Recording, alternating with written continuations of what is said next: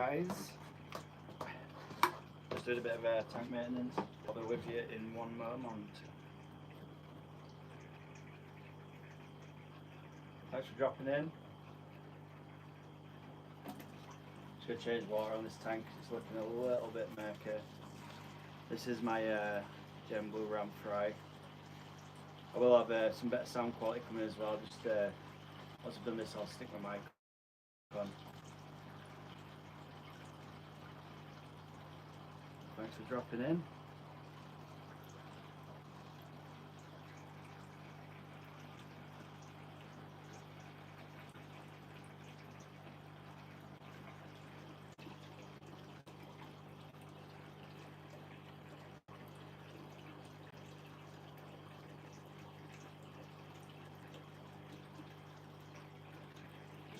Trying to get the water clarity up a little bit.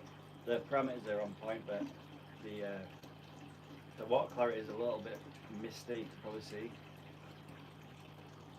I like my tanks to be crystal clear, so I'm going to just drop some water out of this tank and fill it up with some clean. Just an extra water change. I actually did a water change on Saturday morning, so I know the water parameters are good.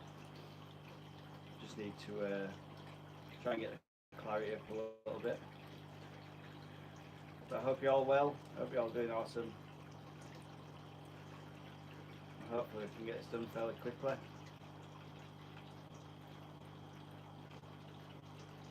How are we doing, William? Yeah, my nemesis fish as well. I'm truly beaten, I agree. I've probably got around in the region of about 1,000 German Blue Rams at the minute. I did spend a long time on this, obviously, if you've been keeping up my videos, which you probably have. It's took me roughly about 2 years to get this fish to a good standard, to what I wanted to breed him at. I wanted to breed him not just colourful, but also really healthy. It's one of my pumps just come out of water there. But yeah, they're doing really well. And I'm happy with the progress these rams are making. But it was my nemesis fish for a very long time. I struggled to breed them. When I eventually got to breed them, I struggled to get the quality that I wanted. I wanted like the real plump, colourful rams.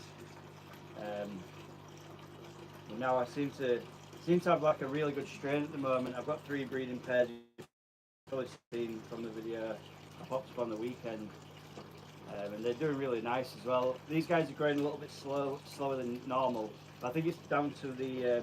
Someone told me that the more sort of biological stuff you've got going on in the tank can hinder the growth progress a little bit. I'm not sure how true that is, but they seem to be growing a lot slower in this tank than the bare bottom tanks that I were running before. Maybe it's just because I know I don't have to water change this one as much. I just do it once a week rather than every couple of days. I was doing the bare bottom tanks just because the amount of food I was feeding and the types of food that I was feeding. I was changing the water roughly about 3 times a week. So I'm pretty sure I'll be down to water changes more than anything else. I don't think the biological stuff is an issue, but it's just looking a little bit misty. I'm not sure why. So maybe a bit of a bacteria die-off from Saturday. I prefer to have my water crystal clear, so I'm going to drop quite a lot of this water out of here and put 150 litres, whatever it is, 40 breeder is, I can't remember. I'm going to drop it down and try and get some better water clarity. Just a lot of sort of debris floating around, I'm not sure why. I did clean out the filters at the weekend as well. There's a lot of debris in the water and it's just causing it to mist up a little bit. I am feeding a lot of powdered foods, and I'm also feeding a lot of sort of baby brine shrimp and stuff, so they're very particular type of foods that I'm feeding at the moment, so hopefully it'll just clear it up a little. You hear that weird noise, it's just because I've got a filter going. I'll unplug it in a moment.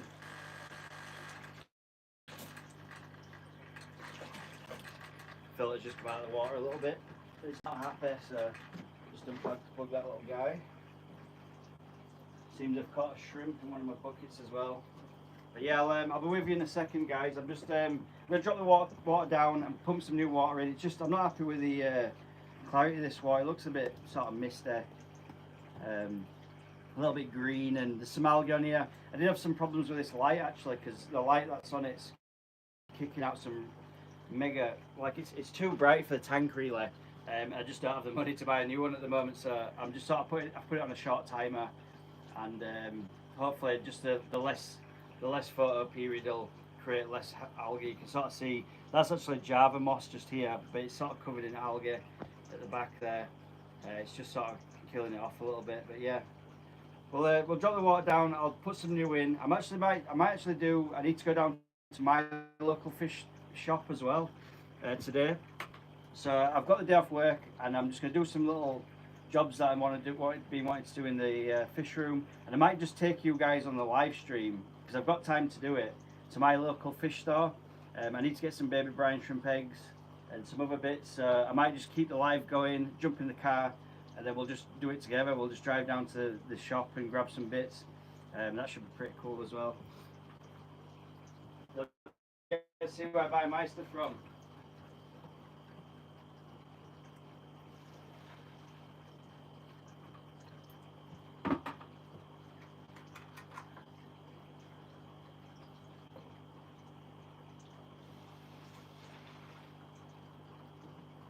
Hopefully this big water change will just help as well with the growth with the rams. I do the water changes quite regular, to be fair, but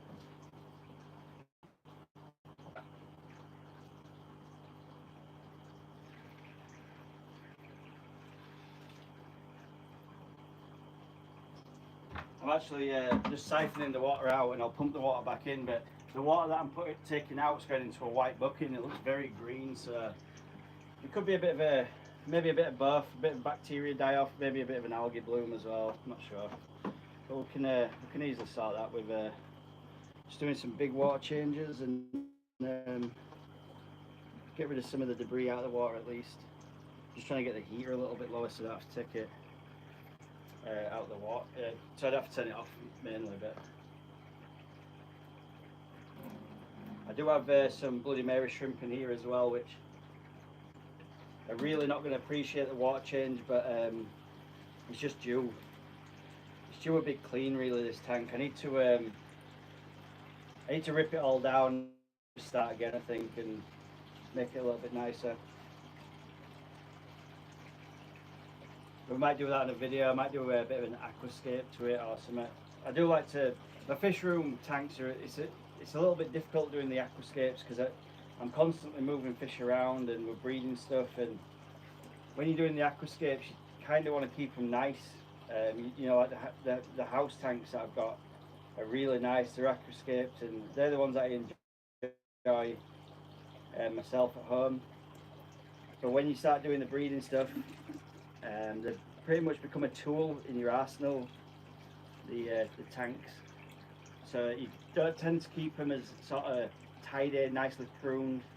You still got good water quality and stuff just for the fish's health, but I don't tend to keep them as sort of nicely pruned and stuff. But yeah, we're just gonna, I think I've probably got 3/4 of the way with water on this today. Took out about, I'm not sure how much a 40 breeder is in litres, but 40 gallons obviously, but the shrimp are trying to escape through the tube that I'm siphoning from. I just hate when you can't see the fish in the water, it drives me insane. Like I like to have a really clean, sort of crystal clear water quality, that's what I'm aiming for. And also the parameters to be good obviously, but I like to have the water quite clear. Sorry about the duckweed shot. Obviously, we've got it quite harsh in the UK at the minute. Who hasn't got duckweed in the fish room? That's what I'd like to know. It's a bit of a pest, but it actually keeps the water quality very stable, which, in a fish breeding point of view, is a really good thing. because I can't really keep plants in my breeder tanks because I'm constantly netting out of them. And when I net out the tanks, obviously it knocks the plants about, and I have to sort of move things about to catch the remainder of whatever fish are left. So it's difficult to keep plants. So the duckweed actually is a problem in the fish room because there's so much of it. I'm taking about 3 bin liners a week out of the thing, out of the fish room, and it can be a bit of a problem, but I just sort of scoop it up with a big net and chuck it out, whatever, compost it. That usually works pretty nice. But hopefully we can get this the water clarity up. That's what I'm going for. This is basically the other reason I'm changing the water. The pH and everything's really good. There's no nitrite or ammonia in the water or anything like that. There's a bit of nitrates, but I don't mind a bit of nitrates. It grows the duckweed better and quicker, so that's why we do that. But yeah, this is probably the last bit. I'm down about 3/4 at Whaley's 40 now, so I'll set the pump to return the water back in. I'm pretty sure that we might lose a couple of shrimp doing a water change this size, but it is what it is basically. Looks like a green field of moss or something going on. Fish Farm link, nice to see you there, thanks for dropping in. So we've got a few people on the live stream. I was just saying there that we're probably going to do a bit of maintenance now, and then we might just jump in the car and I'll do the live stream the whole way to the fish store. We'll pick up some brine shrimp. I'll check out. You guys can check out where I buy my stuff from. It'll be an exclusive as well. It's the first time I've ever shown it on camera, so hopefully we can do that. That'd be awesome.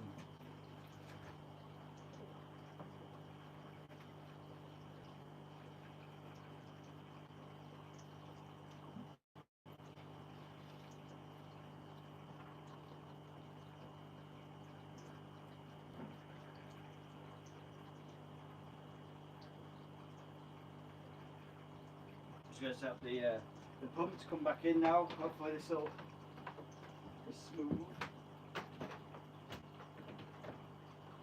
Just get a big bucket set up and start pumping some water back in there.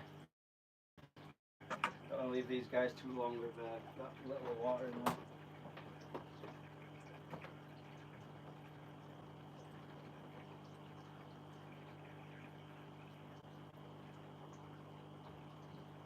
Right, let's get going.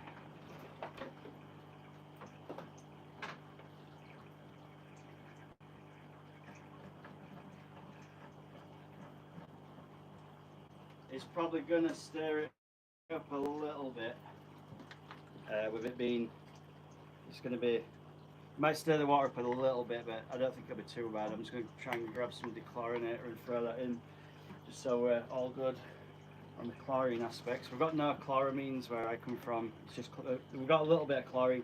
To be honest, there's most of our tap water that comes in Yorkshire where I live in England. Most of our water comes from a peat moss hill. So I live on the edge of a place called the Peak District National Park. So I'm pretty much in the countryside, and the water filters through the peat moss hills, which are local to me. So the water runs down from the hills through the peat moss, and then eventually enters our reservoirs. So the pH is a little bit low. It usually comes in at about 6.5, but I have seen it go down to 6 before. But the water's pretty good for once it's been through the water treatment plant and stuff and hits my tap. The chlorine's very, very low, so I don't really actually need to use any dechlorinator.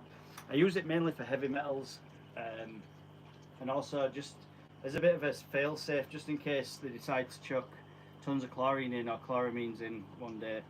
I know the dechlorinator's in the water, and it ultimately gets rid of any sort of nasties that they want to throw in the water. But apart from that, we don't really need it here in West Yorkshire.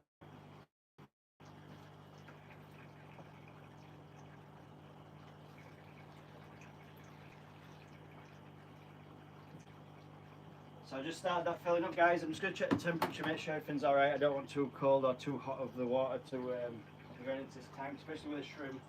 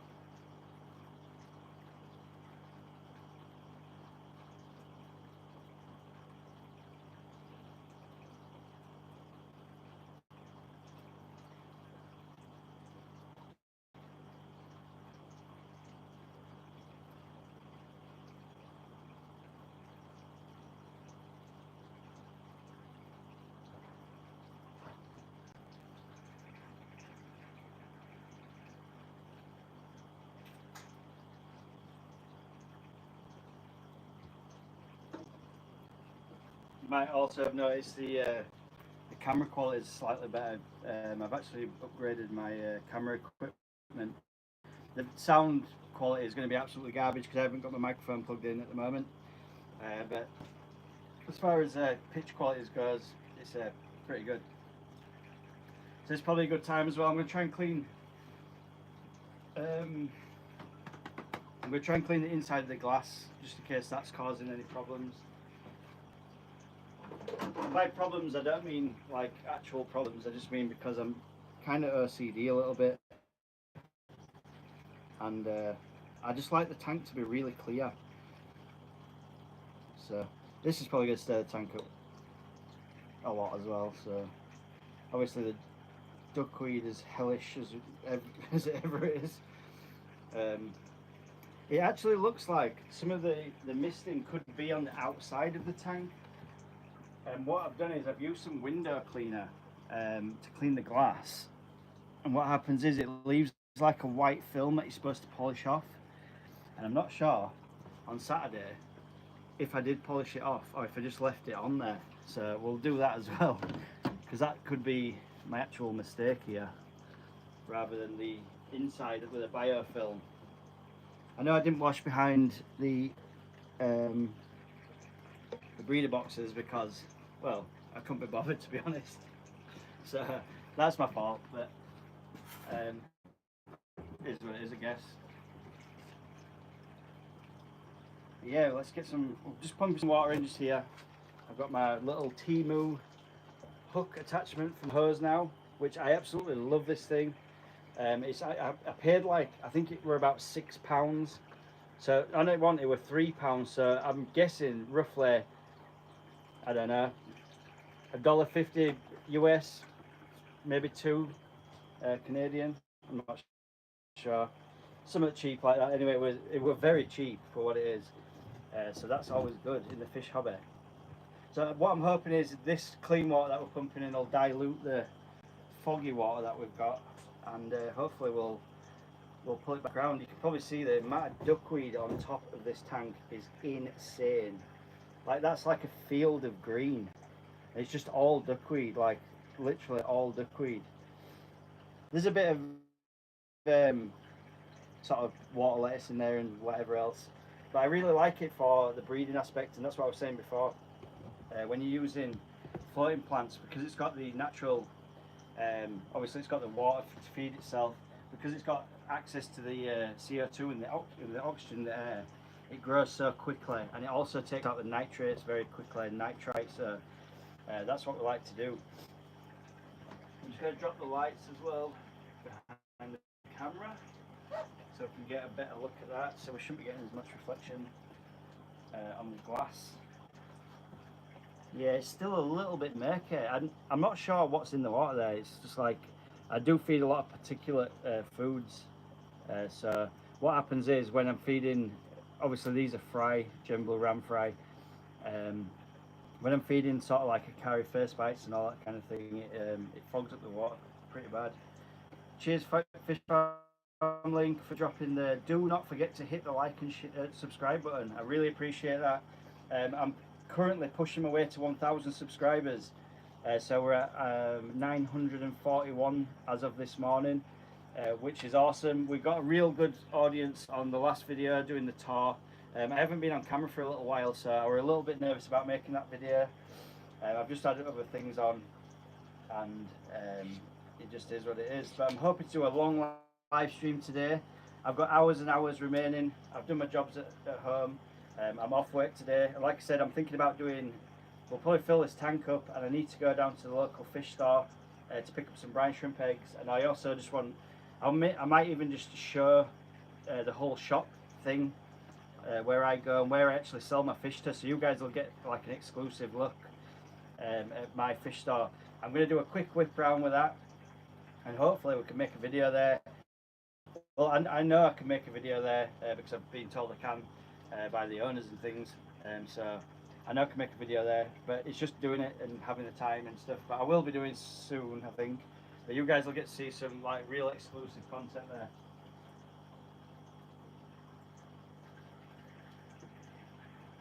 I'm just going to go check on the temperature. It feels a little bit too cold, but it's got a bit more warming.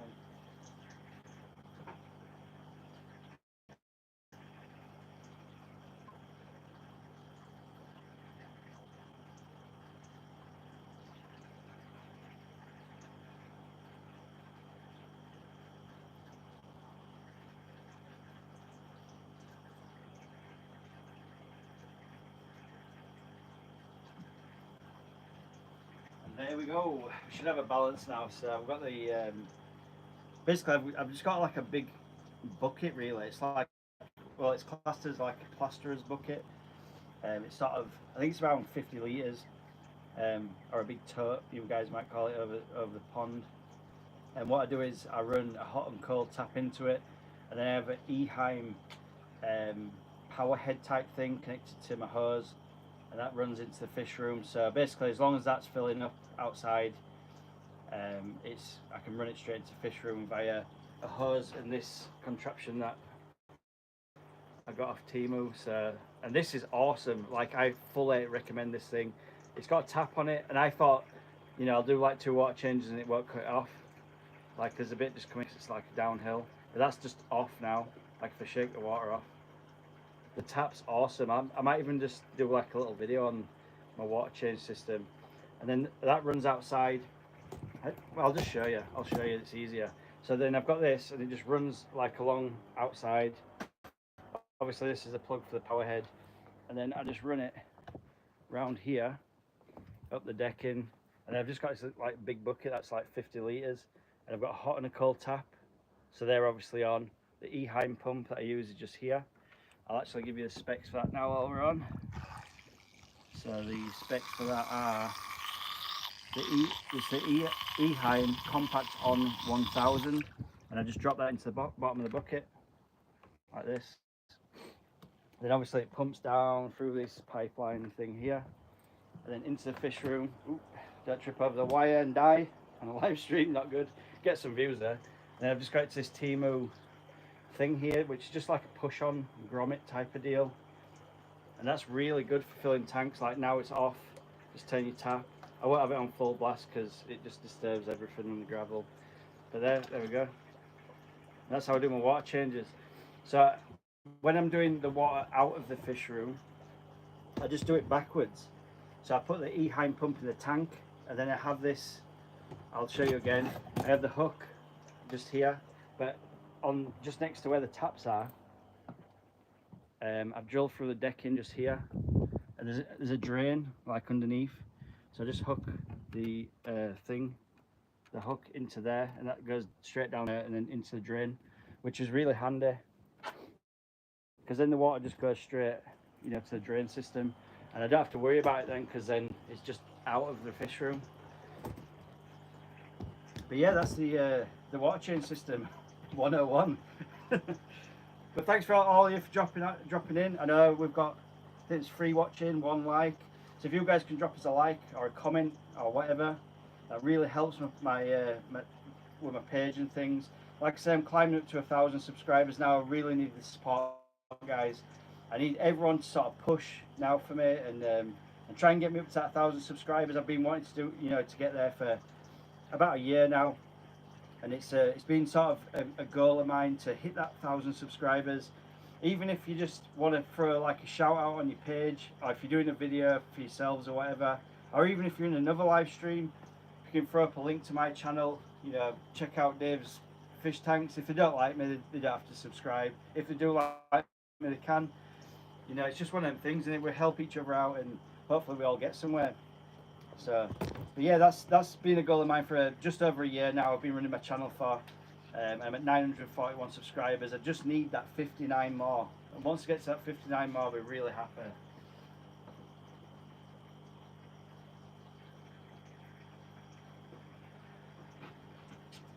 But yeah, that's that water change is definitely helping with the water clarity. This still is a bit of. I'll put the pump back on actually, because it's gone back under the water now. I think. I'm not even sure which plug it is now, because I unplugged it. Do any of you guys struggle with that as well? We've got plugs everywhere, and we're not. Definitely got the right one because it's making all sorts of noises. Yeah, do you ever struggle with the I've got too many fish tanks, now I've got not enough plugs situation? Because I do daily. The problem is with me is once I get a new species of fish, I'm always looking to buy another tank, which is not good. So yeah, it's still looking real misty.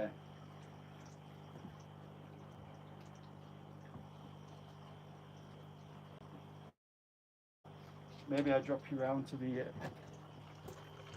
I'll drop you over to the Paludarium.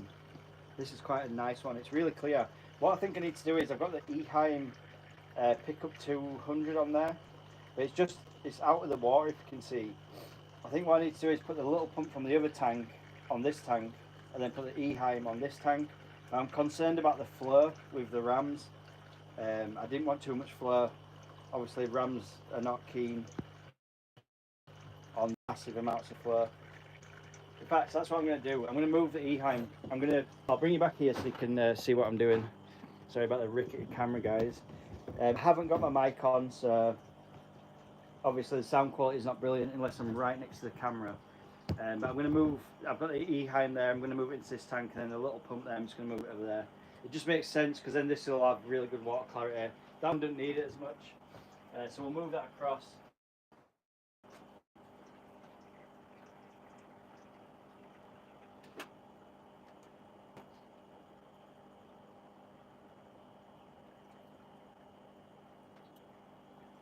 You can see it's a much bigger filter. Oh man. Yeah, you can see it's a much bigger filter. This is the Eheim 200 pickup, which is awesome. Really good filters. Eheim in general, um, absolutely bossing. Eheim products, like the boss in the aquarium market. My partner actually bought me this filter, which is really good. So we'll clean out the filter a little bit. Let's get some water in there. I'm not worried about it being tap water because the tank's fully cycled, so I just need to just clean out the filter before I put it in a little.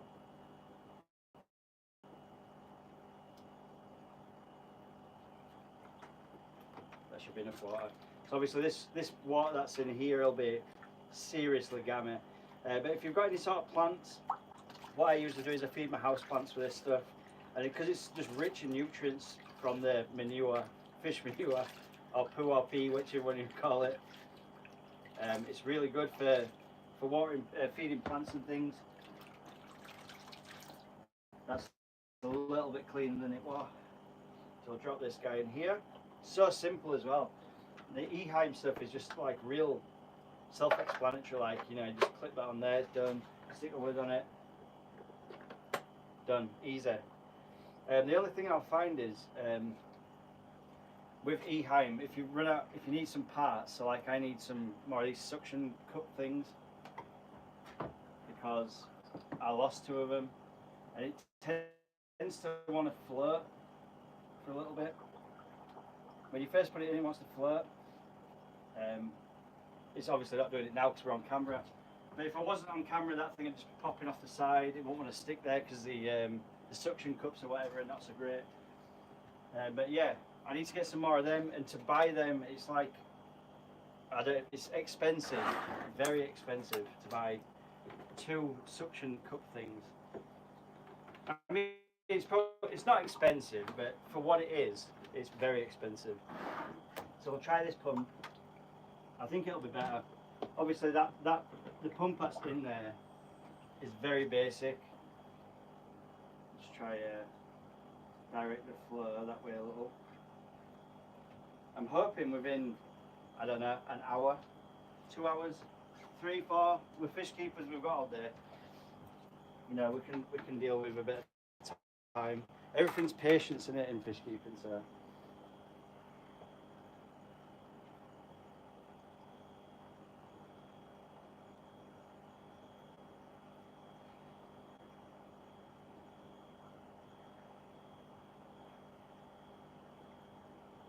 And I'll show you, like, the reason why I bought the Temu thing. I always say Timu. It's like Timu or something. Timu. I don't know. I might have said it wrong. But yeah, this Eheim. I know it's absolutely massive. I mean, look at the size of this thing. Way too big for a tank. Sometimes bigger filtration is better, and I'm not bothered at what Corey McElroy says. Bigger filtration is sometimes better. Go OTT, and then you won't have to worry about it. We'll get some real nice warm water in now. Yeah, the T-move thing is great for like when you're doing the water changes, because what happens is you can just turn the thing off and you can walk around with it and top your other tanks up. And that's a great thing if you've got so many tanks, like you can just go around, top whatever up, and then you're done, finished. Before I had to unplug the pump all the time, and that were a problem, so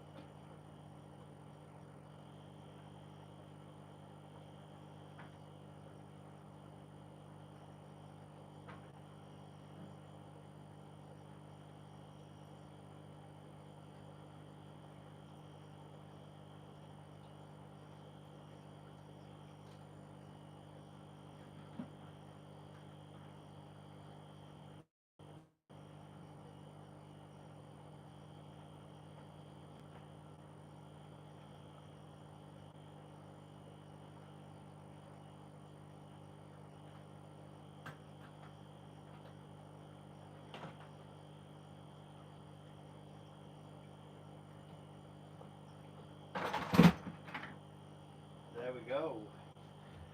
Right, so we've done the water change now. Hopefully the Eheim will pick up whatever's left in the debris. I think it's just bits of like floating plants mainly that have just fallen apart. So it's looking a little bit better.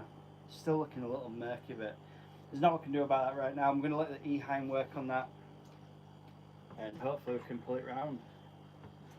So just above this tank on the breeder boxes, just here, we've got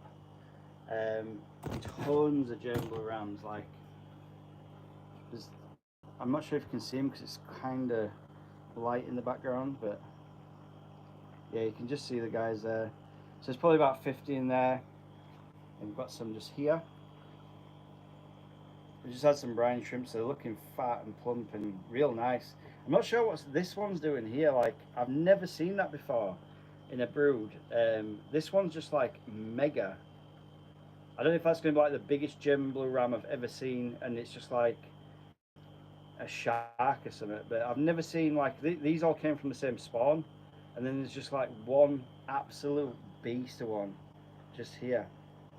Like, look at that guy. Compared to the people around it, it's nuts. If that were like human stuff, it'd be like, this guy'd be like 9 foot tall, around 5 foot people. Insane. I really don't know what's going on with that guy. Unless he just like swum in through the that could have happened. So we've got like the air thing here. It might have got through, you know, when it was smaller. Obviously the vents in there are tiny. Like, you'd have to swim up there smaller. I didn't notice them in the breeder box, and they're just like grown up before they were born. I'm not sure if that's the thing. Like, it could have just come from anywhere really. Like, because I mean, look at the guy. Is absolutely, it's insane. Look at this guy. There's just one. It's definitely a German blue ram because I can tell from the shape of the body and stuff. But the other fry around him are like half the size, quarter the size even. Look at him. These guys are tiny compared. And then you just got this one guy who was just, unless he's just like hoarding all the food. I don't know. but he's just massive. And I think this is my theory. This is what I'm going with, like zoom out. I think he went up the pipe. I think that I had maybe fry in one of the fry tanks, and then he's come out of the fry tank, and then somehow managed to go up the air tubes into fluval breeder box, and then he just grown out extra big, because he's like double, triple the size. This guy's like, I mean, I can't believe how big he is compared. So like, check out the guys here, and then there's just one there. Look how big he is. He just sat at the back, chilling, having a good life, eating brine shrimp. But like these guys are all the same size. Look at, they're all literally all uniform. And then this guy here, I can't get my finger onto the camera. There we go. This guy just here, he's massive. So I don't know if it's like German Ramzilla or something. Don't forget to leave a like, guys, on the live stream. That's really good if you could. If you don't want to, you don't have to. There's no pressure. A couple of likes will do me a favour. But if you guys don't want to like, you don't have to. Like I say, there's loads of German Blue Rams in here, and he's roughly the same size, maybe a little bit smaller of these guys. And there's probably, I can't get into the front because I've just been doing the water changes, but there's so many. There's like 300-400, maybe, probably 400 German Blue Rams in here. They'll probably come forward the more, if I try and direct the flow to the back, because I know they're not too keen on the flow. I can probably push them to the front a little bit, and hopefully we can get a better shot. I know the tank's not looking great, guys. I've just done a massive water change on it. But if I can zoom in, I'll try and zoom in a little, and we'll see if we can check them out. But there's loads and loads of these guys, and I tell you what I've noticed as well that I've never seen before in German Blue Rams. With this amount of German Blue Rams in a 40 breeder, they've got a real schooling behaviour.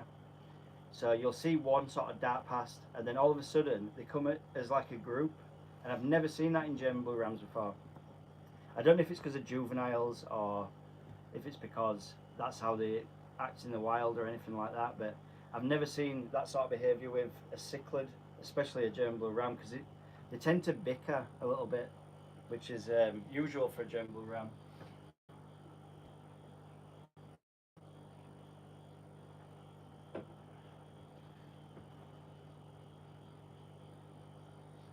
You guys drop some comments down. I'll try and answer your questions as best I can. Hopefully you're all doing well. I love to see you guys doing well in general, in health and wealth and YouTube life, whatever. I always want to make sure that you guys are doing well.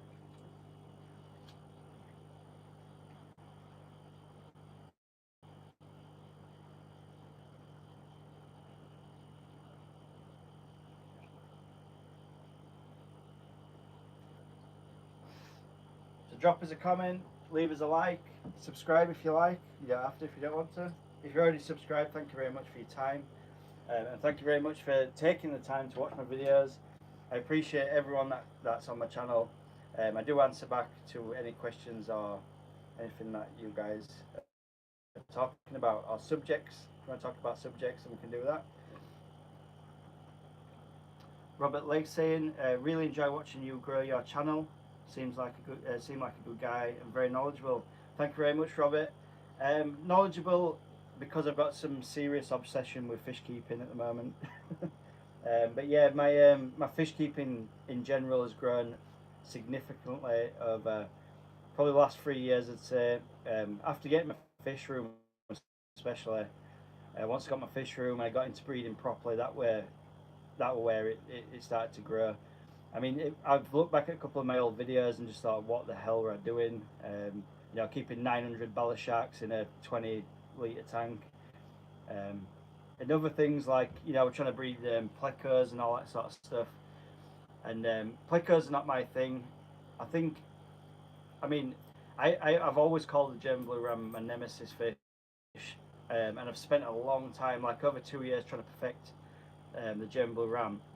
And mainly because of videos like Keep Fish Simple puts up, Dean's Fish Room, people like that saying like it's the hardest one to do. You know, once you get a good ram, then you can sort of call yourself a fish breeder and stuff. And I sort of focused on that. which pushed me to do loads of stuff with the German Blue Ram. But at the moment now, I think I've kind of got it down, the German Blue Ram. So I need another venture. Obviously, I supply to a wholesaler. If you watch my videos, you'll know that anyway. So it depends on what they kind of want. At the minute, I'm trying to breed fish to pay for my fish room, to do more tanks and whatever. So at the minute, like, my fish room's a total massive expense. It costs a fortune to run. So what I do is I sell fish to literally just subsidise the payments it costs. So whatever they want at the minute is kind of what I have to breed until I can get to the point where I'm happy with my fish room, and then I don't have to breed fish for someone else because I can enjoy it. And that's when I think the point where, when I get to that point, is the point where I can start doing some nice aquascapes. I can breed fish, like at the moment now I'm breeding the Praecox Rainbow, and I'm breeding that for me, for my big tanks. If you watch my video that I put up on Saturday, I'm building basically a rainbow tank. I've always loved the rainbow fish. I've just got like that. When I walk into a fish store and I see a ton of rainbow fish in a tank, it always catches my eye more than a cichlid tank does, or a tetra tank, or anything like that. I always look and think, wow, that rainbow fish tank looks amazing. Loads of plants, beautiful colours, and that's where my heart lies, I think, with the rainbows. So at the minute I'm breeding the Praecox Rainbow. I want about 50 Praecox Rainbows, male and female, to put into that tank. If there's any over, then I'll sell them obviously to my wholesaler, and then I'm going to move on to the Bozeman Rainbow. But I'm trying to do, it's a bit sort of sketchy doing the mixed rainbow tank, because obviously they can mix breed and then you end up with like millions of grey fish or brown or whatever. So I'm trying to figure out what you can breed, or what can live with which, if you know what I mean, without sort of mixing up the rainbow fish and then ending up with a tank full of brown fish that are not looking so great.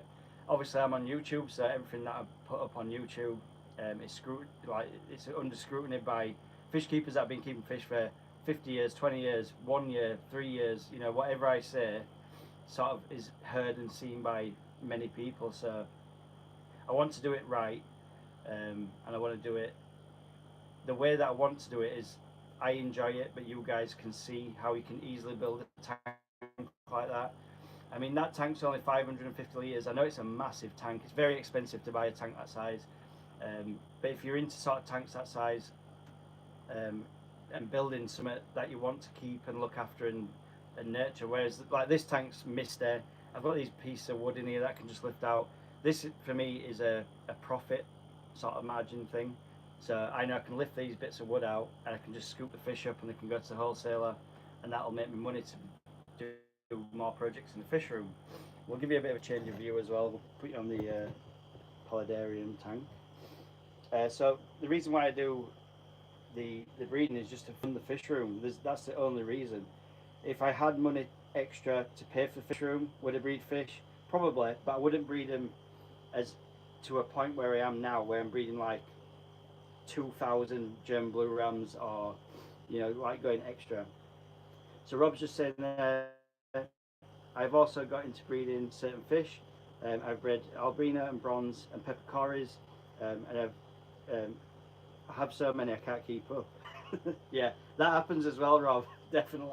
So what you'll end up doing is you'll be breeding fish, and you'll do that. You'll get sort of like, you know, like I did the Panda Cory. The Panda Cory. When I first bred the Panda Cory fish, and I had like 5 Panda Cory babies, I was like, my God.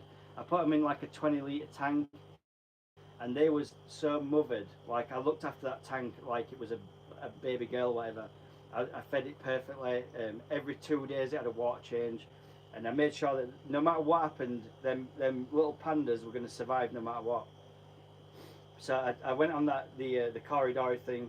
I mean, I love doing the catfish. I love Corydories. I think they're awesome, and they're good for a cleanup crew. I know you shouldn't say that, you know, cleanup crew, whatever, but they are there to, you know, the bottom feeders. That's what they do. They scavenge. Oh, you've got to feed them obviously, but they go around the tank to scavenge like your shrimp do, like your plecos do, and they're just a little key part. So like my rainbow tank, I've got tons of rainbows in there, but I bomb the rainbow tank with food every single day. like at 5 o'clock every single day when I come home from work. They get bloodworms, Daphnia, and some pellet all mixed up in a cup, and I bomb the tank.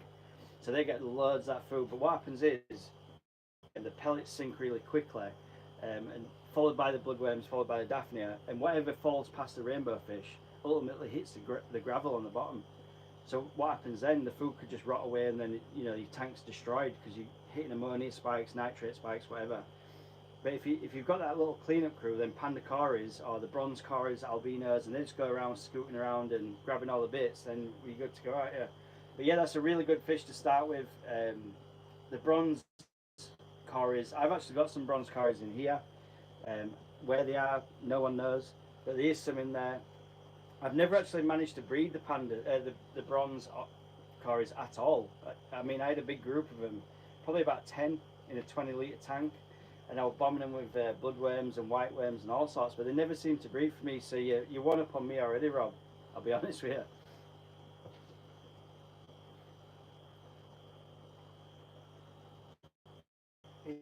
I'm not sure, is the bronze cory one that likes the flow as well, like the heavy feeding flow, cold water change? I'm not sure.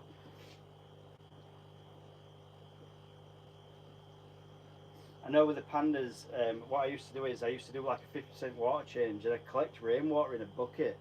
So I just like leave a bucket, empty bucket on my decking. It'd rain for a few days, and I collect like the whole bucket, so it'd be like, I don't know, 10 litres of just straight rainwater. And as soon as the bucket were full, I'd do like a 50% water change, and then throw the whole bucket of rainwater at the panda cories, and then within sort of 24 to 48 hours, obviously it's a massive drop in temperature as well. I drop a spawning mop in, so like a wool type of mop thing. I've got one here actually.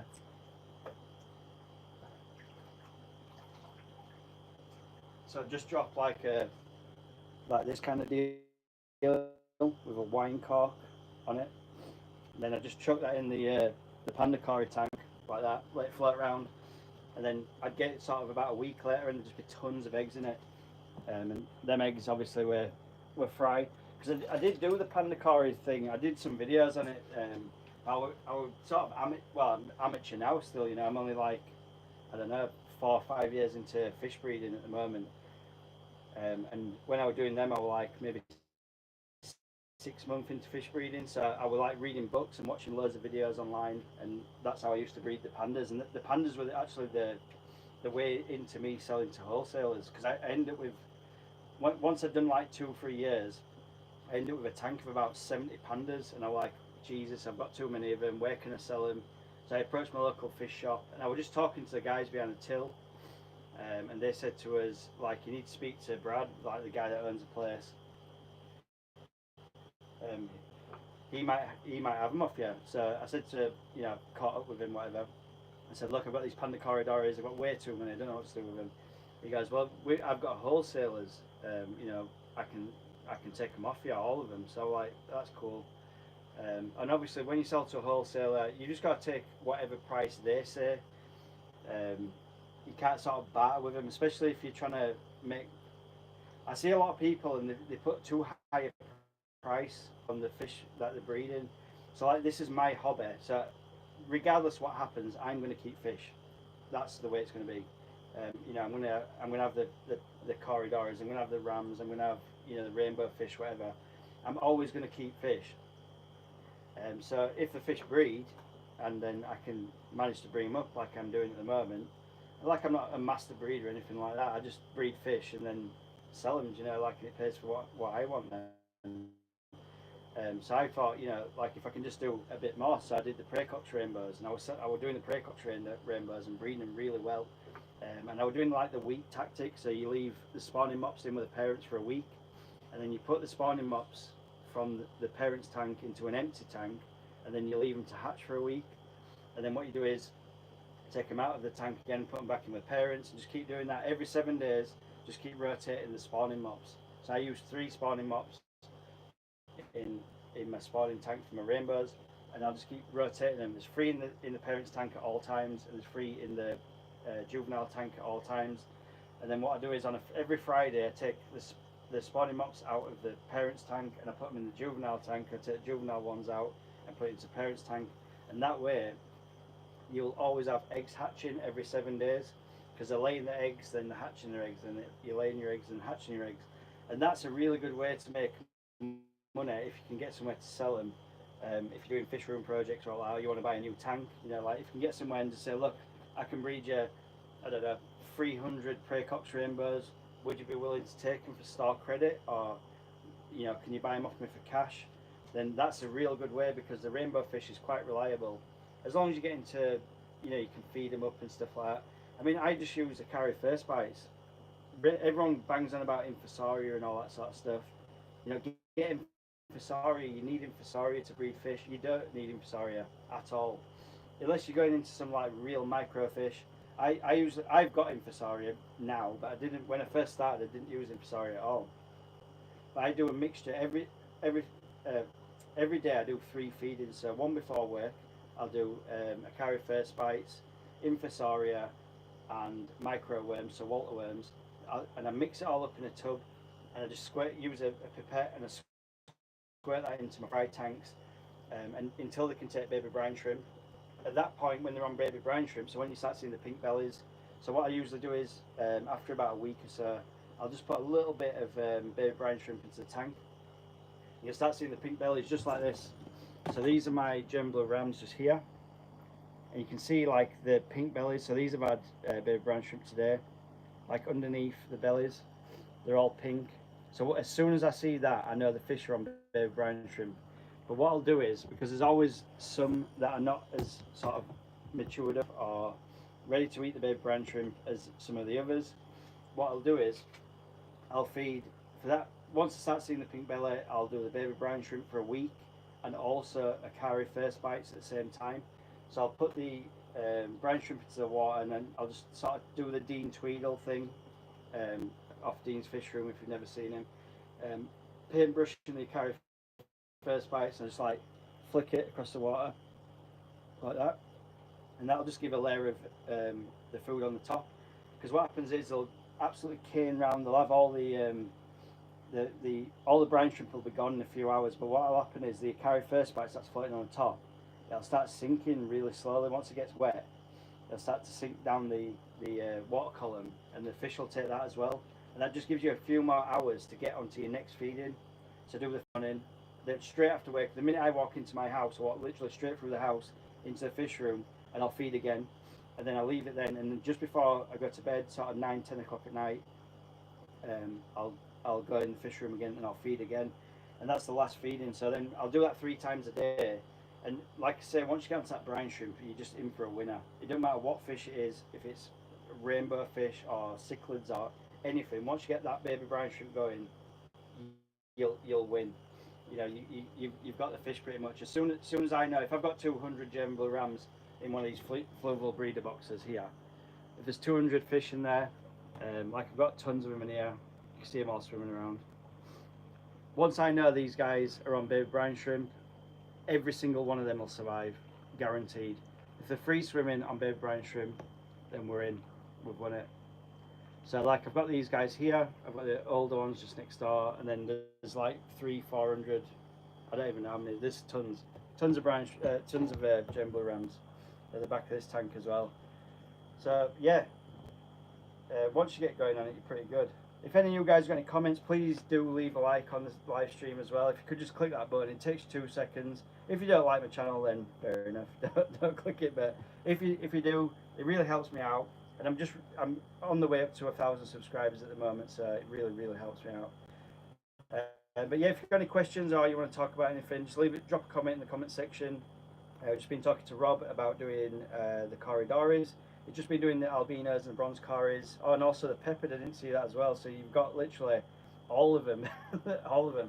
I'd say to you, Rob, if you can get onto the pandas are really rewarding because they're really small Corydoras, so you don't need much space for them. If you can set up a little breeding tank somewhere as well, they're really cool fish.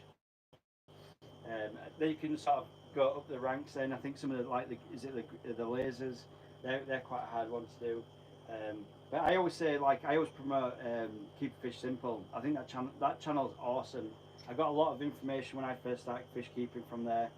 Corey McElroy, Aquarium Corp, awesome channel. If you want to know about plants and things like that, go to MD Fish Tanks. There's also Fish Shop. Matt is really knowledgeable on sort of like your aquascapes and also fish in general. Really good channel, good guy as well. So yeah, just check him out.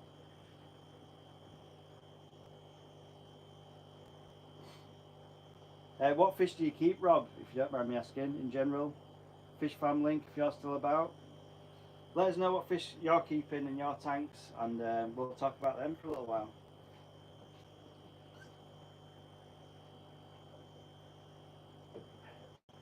If you don't want to chat, then that's fair enough. If you just want to listen to the live stream, that's awesome. If you're on your way to work on the bus and you've just got us on live stream, then that's awesome too.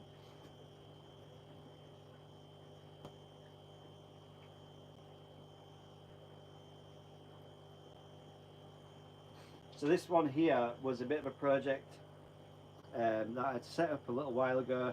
I had 2 turtles in here. They've currently been moved on. Turtles are nice to have, but they're not my thing. I like to see a busy fish tank. So this particular tank is actually quite a rare one. So it's got the I'll just move you back a little. It's called the Exoterra. I'm not sure what design this is. If you guys know, drop it in the comments. I don't know if this is classed as like a paludarium or whatever. Like there's like 10 names, isn't there, for all this stuff. But I just dropped some wood in there. We've got the phantom tetras in there, and I've also got the ghost knifefish as well. So Emma is just saying hello to everyone. How are you all doing? I'm doing awesome. Thanks for dropping a comment down there. That's awesome as well. Hopefully you'll enjoy the live stream. It's a bit of a random one. I'm off work today. Most of you guys know, if you watch my videos, I've got my own business, and it's very difficult to get time to live stream and to be off work at the same time. So I'm thinking about doing, maybe I've got some stuff to do today, but I'm going to do like a really long live stream today. And I'm thinking about dropping, I need to go and pick up some brine shrimp eggs, and I'm thinking about dropping down to my local fish store, but on the live stream. So like we'll drive down there together, we'll go in the fish store, we'll check out some fish, can talk to the guys there, and hopefully you guys will stick around to watch. So yeah, I can be live streaming for like 6-7 hours today. I might just live stream all day. It'll be a pretty good one. Like, I know we're just in the fish room looking at tanks at the minute. Yeah, so Emma is just saying that would be cool. Got no plans, so I'll be here with you. Thank you very much. I appreciate that. I appreciate all you guys, everyone that's subscribed to my channel. I really, really appreciate it. You know, you guys have been the reason why I still make videos. I made like the first video that I ever did, and I got like, I think it was my first video that I did were up for like 4 weeks. I had no subscribers, no likes, no comments. I think it got like 4 views, and I was really struggling with it because I wanted to have a sort of avenue where I could talk to other fish keepers and just share it with you guys, you know, like and build a community. That's where my fish hobby lies. They're just having a community. Because I talked to a lot of older fish keepers, and they're all like, you know, we didn't have YouTube and the internet to do all this stuff, which is really handy for me because obviously I do have the internet and YouTube to, if I'm struggling with something, I find some like weird algae in the back of the tank, I can like Google it really quick or watch some videos on it, and I can sort it fairly fast. So it's pretty good. But yeah, no, I appreciate everyone that's subscribed and everyone that likes and comments on my videos. I really appreciate that as well. It's awesome. But yeah, if you've got what to talk about, well, you can see it's starting to clear up now. Like I said before, guys, my partner actually bought me this filter, which is probably one of my best, like my most viewed videos on my channel. Sorry if it's banging around a bit. I've got a microphone in the house, but I'm just charging it up. So this filter here is just the Eheim Pickup 200 or 250. It's the biggest one. My partner bought me this a little while ago. I needed a filter for a project, and I said, look, I need to get a filter from somewhere. And then all of a sudden she was like, oh, I've got you this, and it was the Eheim one. And if you're a fish keeper for any number of years, you know that Eheim is expensive, but it's so worth it. Every product that I've used from Eheim, I use it from a water change pump. If you guys were early on in the live stream, that water change pump, I think it's like the Compact 1000 or something like that. I think it means like 1,000 litres per second, or no, per second. Jesus Christ. It's like 1,000 litres per minute or whatever, and it's really good to do the water changes. And this Eheim pump especially has been absolutely awesome. It's just got like some sponge media in there, which is, you know, is what it is. But it keeps the balance really nice. The flow you can adjust. So it's got this like top piece here, and you can turn that. You can also make it wider as well. Like if you lift it, you can make the flow wider, so it fans out more, and then that can be adjusted. I just have it. In fact, I should leave it like that with the rams, I reckon, because they don't like the flow too much. But yeah, we're just trying to clear up this tank. I've had some issues with this tank, and it's the one with the Gembler ram frying, and I've no idea why. It just keeps like there's a lot of particles in the water. It's not actually like foggy, like it looks really foggy on the camera. There's just like you can't really see it on the camera, but if I zoom in a little, you see like the particles. And I'm thinking, what it is, like I feed brine shrimp to this tank, and obviously the fry that are attached to the tank in the fluval breeder boxes. And I reckon, like I've had some maybe 4 or 5 bad hatches, and what's happening is when I'm putting the brine shrimp in, some of the hatches haven't hatched, so it's like the eggshells or the cysts or whatever they call them. I think that's what's sort of like floating around. So I've put an absolutely massive Eheim in to try and combat that. This is just a 40 breeder, by the way, guys, if you want to know the specs. So it's a 40 breeder, it's from Fluval, it's a Fluval tank, and it's just is what it is. So Rob's just saying, I've got a platy tank, beginner, Tetra tank, Ruminose, green, green bleeding heart, and Praecox rainbows tank. Been in the hobby 2 years. That's nice, Rob. Like that is exactly what I did. So the my bread and butter fish when I was first selling fish was the Praecox rainbow, and that's what I was saying about doing the 2 tanks. I just choose, like, I've got I don't know if you're in the UK or if you're American or whatever, but I just go to like Pets at Home, and they do like some deals sometimes on the 32 litre tank, and I use one for breeding and then I use one for the fry. Obviously they come into bigger tanks, like we've got, you know, the 5 foot tank up here with the Oscars in. In fact, we'll have a look at these guys. Look at all the mess. There's just mess everywhere. We've got the Oscar tank just here. So this is Ghost and Phantom. I need a taller. In fact, I can make this. Sorry for the bashing around and banging and stuff, guys. I'm just trying to make you, trying to get you up here with the Oscars. Like I say, if I had the microphone on, I don't know how the sound quality sounds because I've got a new camera and stuff. But this is the Oscar tank, obviously, the Ghost and Phantom. There is somewhere in here a Crebensis, and I have been trying to catch him. He's there, just there, look.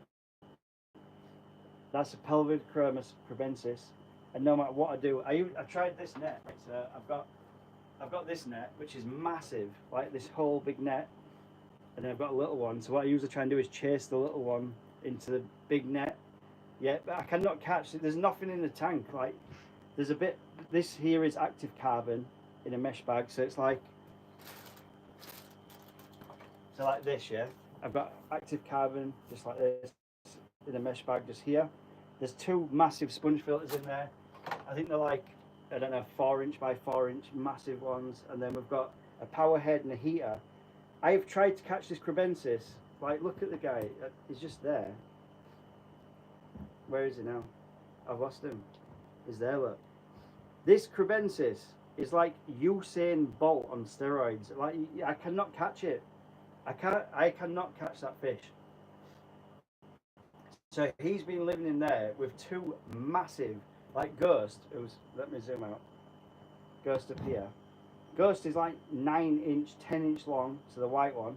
And then Phantom's like a good, strong 7. In fact, I'd probably say Ghost is on the region of about nearly 10 inch now. And then Phantom's probably on the way to, is like 7 inch. And they can't catch the Crebensis. This Crebensis, look, I mean, like he's there. You can see him on the screen just here. He's an absolute nuisance. Like, you can't, he's impossible.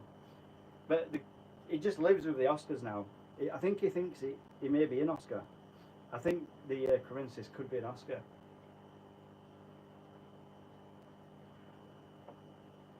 But yeah, these guys are huge, man. Like, these are my pets. So like, Ghost and Phantom just here. My children bought me these guys for Father's Day. I mean, this is the water quality that I'm looking for in the German Blue Ram fry tank. Like, this is crystal. If it doesn't look so crystal clear, obviously there's algae on the back and stuff, but this is crystal clear. These guys are awesome. Like the whole tank as well. I know I've got 3 filters on there. I've got 2 massive sponge filters. They've got a dedicated air pump as well, and also like the cheap Amazon generic power head thing, which I use just for flow mainly, and polishing. I use that, like that sort of polishes the water, and then these 2 are just biological, but they live really nice. I mean, look, they're so healthy. We should feed these guys. So I'm going to give them, I've got some Cichlid Gold from Akare. I usually buy like the premium food stuff. This stuff's like $13.50. So I'm talking like, what, I don't know, maybe $10 US, something like that.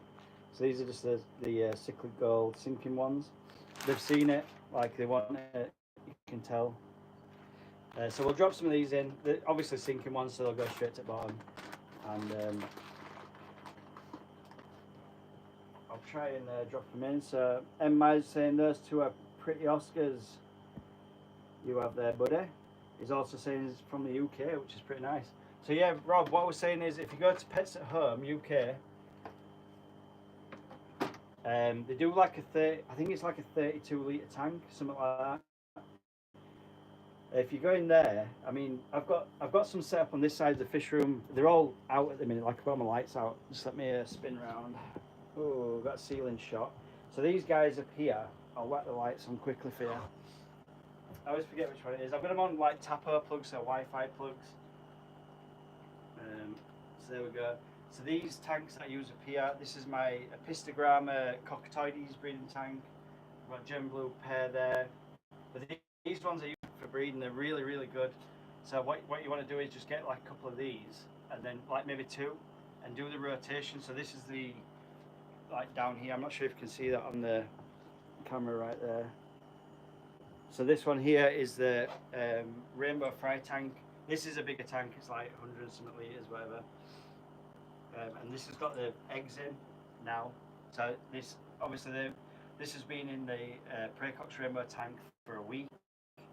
And you just basically feed the Praecox Rainbows and do this.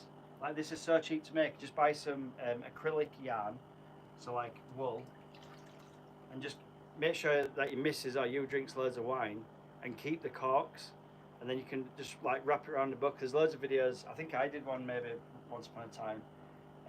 Just wrap it around the book, cut one end of it so it makes like a U shape, and then you just tie another bit of yarn onto your cork like that, and then you've got breeding mops.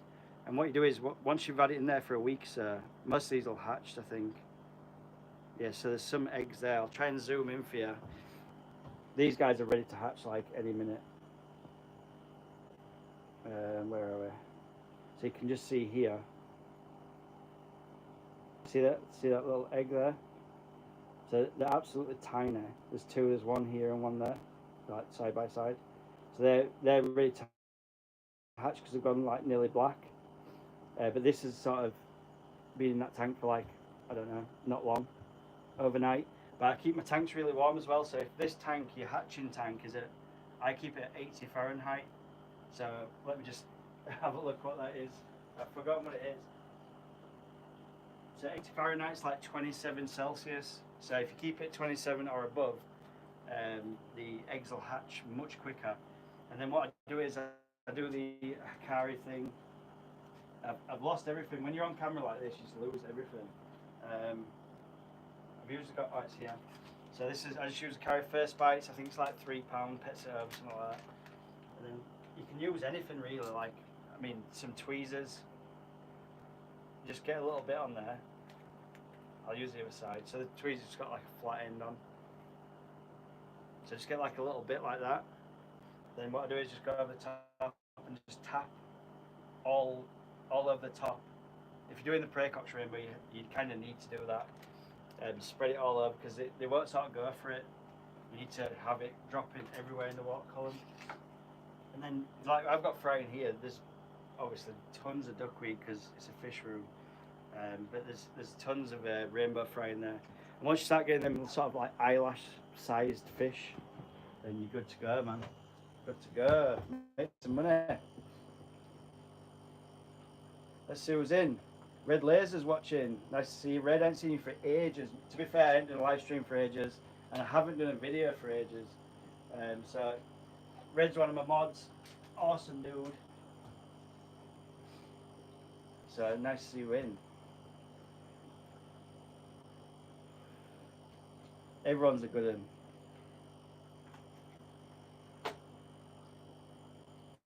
So, in fact, we'll go back to the Oscar tanks. We don't show this enough because these guys are awesome. I mean, look at these. Look at them guys, man. I've had these guys for like 2 years. Why is my camera like a little bit wonky? Unless my shelf's wonky, I'm not sure. Could be my shelf. Try and turn it a little. Are any of you guys into the cichlid scene? That's what I want to know. So cichlids for me, as far as I've gone with cichlids, you can see my light bulb, look, just here. That's from my brine shrimp hatcher. So my brine shrimp hatcher is just, I've done the Dean Tweedle thing. So I've got a brine shrimp hatcher cheat bulb. This is like my hatchery thing, project table, my board with all my things on. This houseplant we're getting eaten by my kittens, just here. So we brought in the fish room. So I've got that now. Infusoria, just here, in that jar. Oh, and green water too. Got green water, big brine shrimp, Infusoria. That's when you know you're breeding fish. When you've got all them three things, you are breeding fish officially.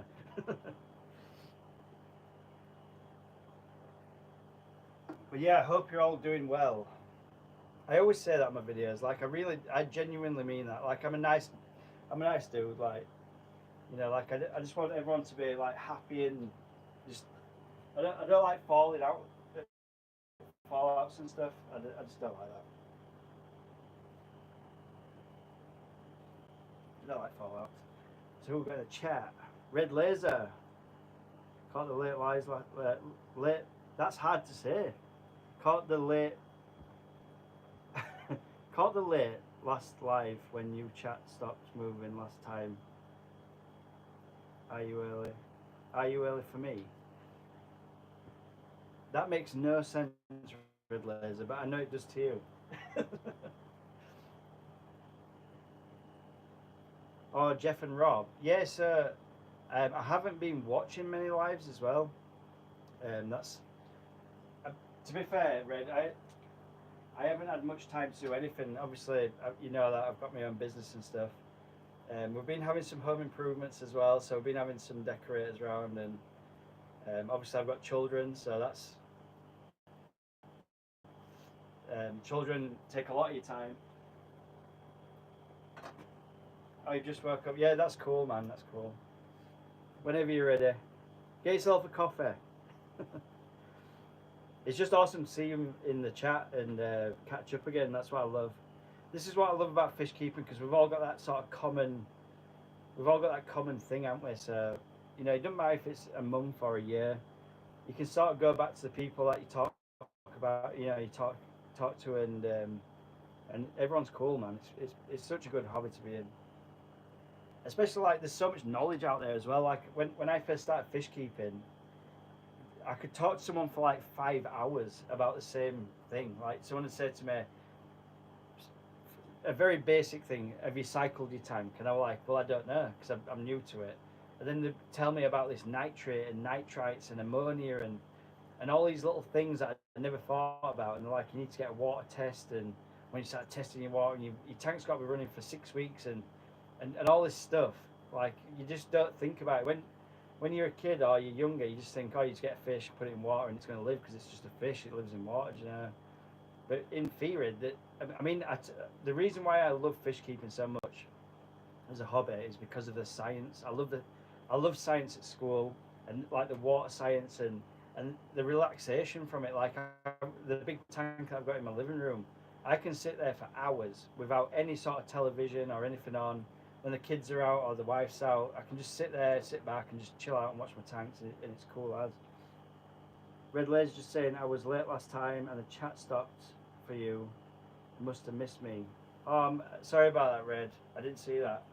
Yeah, so I jumped on a few live streams a couple of months ago, but like I didn't have a chance to even make a video. So the video that I put up on Saturday, the full tour thing with the tanks in the house and stuff, it's done really good actually. Like I think it's got like 300 views, but the views have been really solid as well. People have watched it from like the start to finish and left comments and likes, and really just genuinely nice people as always. Have sent me well wishes and whatever. So yeah, no, that makes more sense. There's a coffee kicking in. Let's go.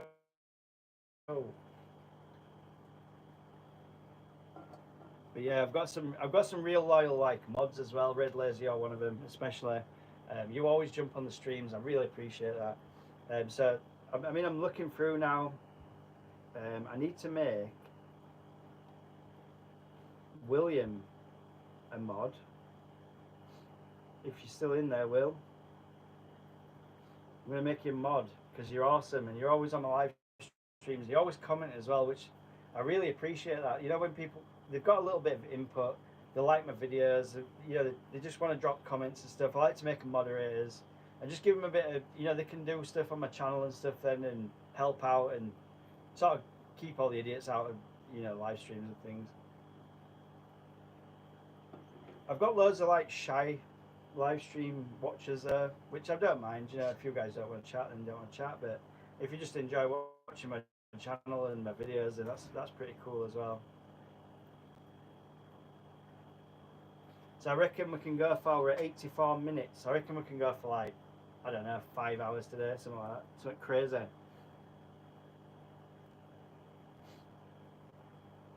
So Red Laser's just saying, you go early in the morning for me. William is great, and also Jeffrey. So I don't know if Jeff's not in. I'm not sure at the moment. He probably will pop in. It's just Jeff Pelham for a while. William is awesome, and yeah. Where are you, Red?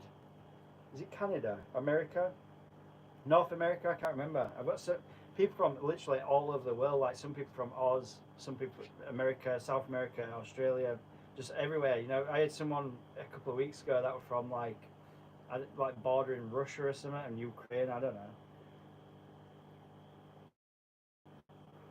I like to know where everyone's from. If everyone in the live stream now can drop where you're from, you don't have to be like, you don't have to tell us exactly where, but just give us a country or a state or whatever.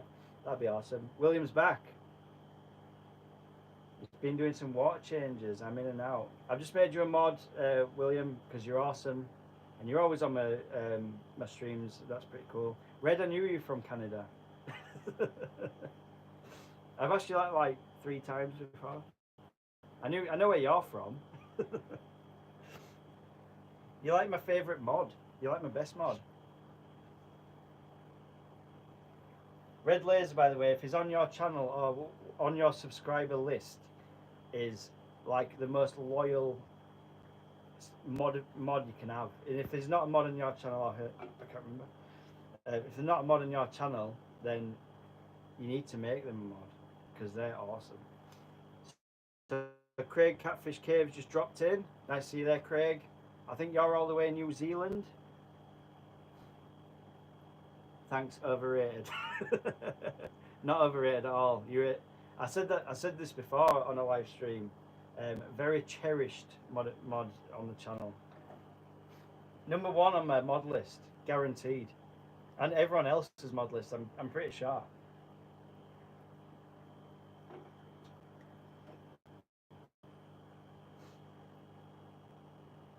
No, I'm not. I'm a sheep paddock. From Craig. Rob just saying, I've just checked my tanks and got more Cory eggs. Bronze, I believe. Well done, Rob. You need to start selling them eggs. Well, not the eggs, the fish mainly. But if you can just get to, I don't know where in the UK, obviously, you have to disclose that. But if you can just get to a local fish shop, not we don't want Maidenhead or Pets at Home or anyone like that. If you can find what does Cory call them now? Mum and pop pops, whatever, fish store. So like someone that's privately owned. If you can get to one of them, You're in for a winner, kid, with all them Corys. Let me tell you, you make some right money. So who else we got? Craig's saying I'm Aussie, ha ha ha. Oh yeah, 'cause I remember talking to you about my sister who lives in Kalgoorlie, Western Australia. She's now an Australian citizen and she's never coming back to the UK. And I don't blame her because you've got the better weather. William saying, no worries, mate, whatever you need. Craig, why is Craig not a mod? Craig definitely needs to be a mod. Craig, you are now a mod of my page. Craig, did I hear of a potential expensive dental visit? They're always expensive, Red. Even here in the UK, they're awful. And Myers, Craigie. Craig is saying, yes, I know Kalgoorlie. So my sister is a social worker there, and she's also got her own business. And her husband, he works in the mines in the in Kalgoorlie region, which you'll probably know. I think he works in is it silver mine or copper or something like that? They do have some gold mines there too. Rob's down there in UK Kent. That's where my dad's from, Kent, in Folkestone. Beautiful part of the country. Always get the sun, unlike Yorkshire where it's always raining. Yeah, so if you can find somewhere down there in Kent, Rob, that'd be awesome. Sell some fish, make some money, buy some tanks. Craig's saying, yeah, Red, 600 plus. God damn. That's Australian dollars as well. So UK, you're talking 900 quid, 900 pound. If you transferred like 900 pound into Oz, that's like $600 easy. Hi Mike. Craig's Catfish Cave. Need to make sure the better half. Yeah, that's true. And William's just dropping in. I'm in where? Walsley, but originally from Blackburn. Blackburn's really local to me, I think. So I'm in West Yorkshire, between Leeds and Manchester. I'll tell you my town because I don't mind. I'm from Huddersfield, near between Oldham, Halifax, and Bradford, type of thing. Just off the edge of Peak District National Park, in the countryside. Yeah, but Blackburn's not too far. William, I thought you were from US. I don't know why. I just thought you were from America. I don't know why. I love it when the chat's rolling like this. It's awesome. Everyone's just talking and we're all doing this thing. M. Myers, I can't say that. I'm going to try. The Kirky? Lidekirky. Is that like, are you from the UK? Is that like, it's either Welsh or Scottish. It's got to be one. So you're over, William's just saying, over, so you're near Keith then? You must be near Keith.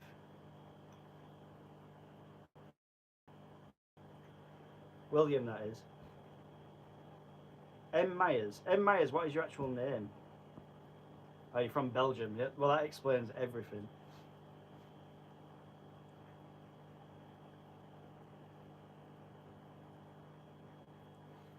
I can't even say Belgium properly. Well, probably not properly to you. I don't know how you pronounce it, really. What a good set of guys there, man. This is an awesome live stream. Thank you all for joining in. Hit the like button.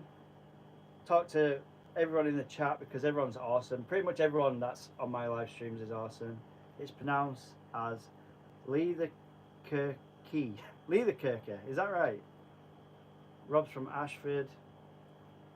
Yes, my dad were from Folkestone in Kent, which is very south to where I am now because currently living in West Yorkshire.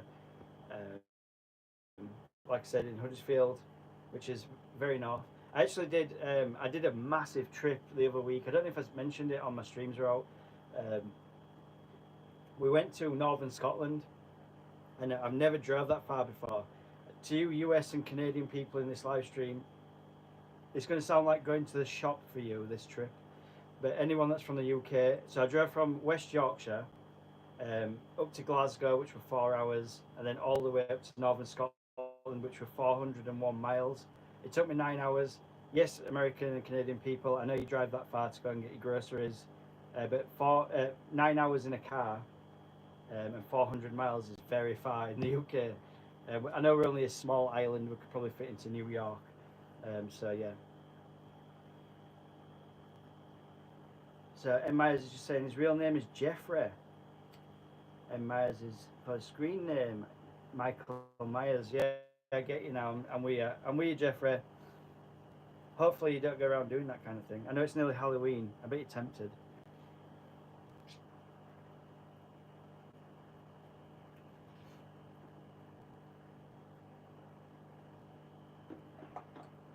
But yeah, it's going good. It's always going good. Red Laser, he does. I know he does. I can tell Red. He's pre-ordered his new M Myers mask for this season, for the holidays. Just for fun. I'm already sharpening my knife and my jumpsuit is being washed. That is funny. Well, nobody lives in West Yorkshire, especially in the Huddersfield district, so there's no point coming here.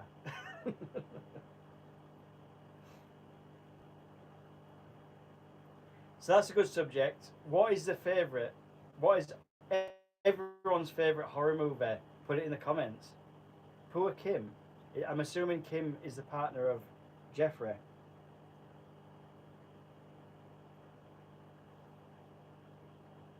You should change your name to J Myers. 1987. I'm assuming that's your birth year. I'm 86, so you must be. Well, I'm 38. You must be 39, unless it's another significant year. Yes, Kim is my girlfriend. Kim, run now. Run away. Did you know you were living with Michael Myers? That's why no one found him, because he's been living in Kent all this time.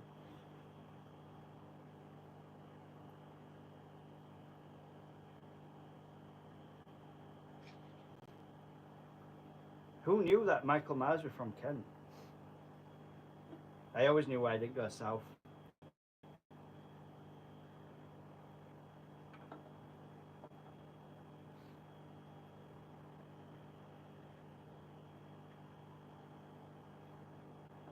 Yours was, oh cool. We're in T Chernobyl. T Chernobyl, Jen. Where's that? That's code for some of that. That's like, I don't know, Kent code.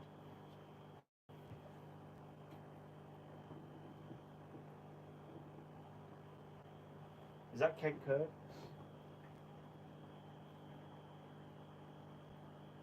I want to know where Red Laser. Red Laser. What state? Is it state? Is it state in Canada? I don't know.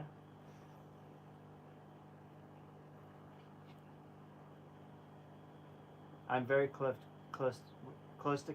So sorry, I'm just. Blah, blah, blah, blah, blah. I'm very close to Keith. Quite from actually. Okay, we are good mates. Oh, that's awesome, William. Keith is a good guy. Like I've never known anyone that knows plants like him. When I did the video on Saturday and uploaded it, I actually mentioned Keith in my video because he's just like, I'll say plants on my videos, and Keith's like, Dave, that's not that. It's this. Like he knows, he's proper good with plants. Red Ledge saying, thanks for conversation. Hitting the shower, good man. Right, take care, Red, and I'll catch you on the next one, or later on maybe. I might still be live streaming because I've got nothing to do today, so I need to hang out with you guys. We need to talk about everything, fish keeping and everything else really. Should we move tanks, do you reckon? Do you want to see me on the screen? I don't know. Like, is it better if I'm on the screen? Province, Ontario. I'm close to New York State. Oh yeah, that's right. You have told me before. I just forget, Red. I just forget. It's hard to keep track.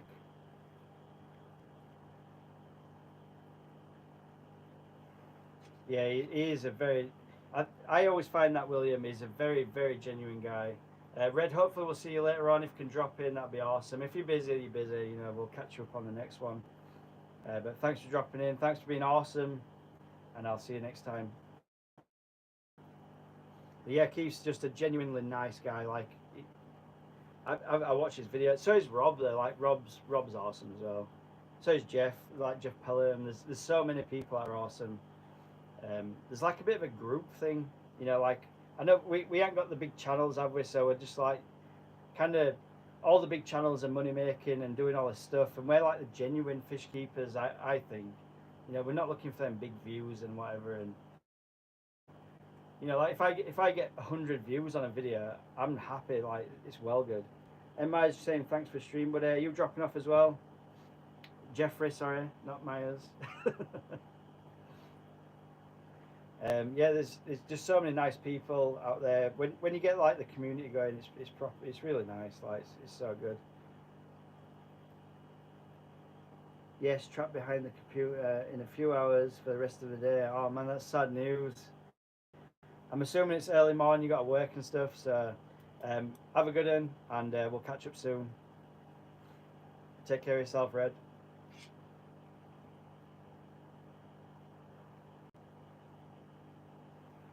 Stab you later. We're no longer live streaming. Did I say we're from Leeds? I'm from Leeds, Jeffrey. Did I mention that? Have a good one. I'll catch you in a bit. So nice. I mean, even that, just jesting. It's a bit of fun. Everyone's having a laugh, and you know, can just. It's just an easy-going channel. That's why I wanted for YouTube. Just like we'll show you how to do it, but it's kind of easy-going, laid back. Grab a brew, you know, like chill out, whatever. And that's what I love, like about my channel, especially. Like we're not hitting big views, not making no money, but I love to do the videos. I love to do live streams. I love to just have the community. It's just awesome. Like it's really nice to do. So if you guys got any more comments, drop in the comment section below. We'll talk about some stuff. We've got a subject to do. Who else have we got in? Has William dropped off as well? We've got 7 people in, 5 likes. We need 2 more. So hit that like button, guys. If you're not subscribed to the channel, subscribe. If you can, I've got to do this for YouTube. Since I did the membership thing, so we're hitting the big views at one point. I'm not no more. But they sort of recommended that I shout out, hit the like button, hit the subscribe button. But it's entirely up to you guys. If you don't like the channel or you don't like the stream, then don't hit the like button. It's up to you guys. You know, like I'm pretty easygoing, so it is what it is. William's still here. So who else we got in the party? If you don't want to talk, you don't have to do. That's exactly what I enjoy. So M Myers or Jeffrey is saying that's exactly what I enjoy. So much better, this community. We basically have a 24/7 worldwide fish club. I agree with you totally, Jeffrey. I totally agree. And we can talk about anything. If you've got any problems, you know, like if I'm ever live streaming or you want to just drop me a message, if you're struggling with on anything, or if I'm struggling with I can drop on your channel. You know, and that's just the way it is. You know, we've got this community going, and that's, you know, there's all these big channels that are making millions of pounds and they're doing all these massive videos. You know, like look at Corey McElroy. He had the most basic, awesome channel in the world. Like if you go back to Corey McElroy's original content, he was building a little fish room in his garage, right, with like PVC pipe and 40 breeders. We all love that stuff, and he had like platies and plecos and guppies and whatever else going on. I loved that channel. Same with like Keep Fish Simple, Breeding the Gem, Blue Rams, more technical stuff going on, but his channel was awesome.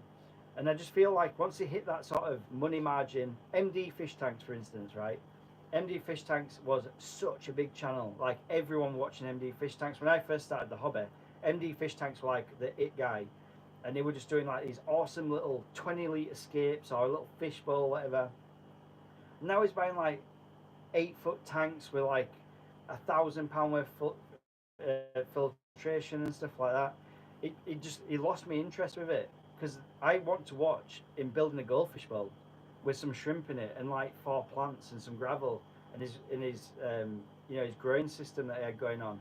That's what drew me into MD Fish Tanks. It wasn't about I can buy an 8-foot tank and I've got an electric jag or whatever. Like I wanted to see like the raw fish keepers, like the people that, like me and you and, you know, everyone else that's in the fish keeping hobby. The people that have got the guppies in a tank. I've got the guppies in a tank. They're right here, look. These are my guppies. But it's just basic, innit? Like I've got the small tanks, the little fish room in the shed.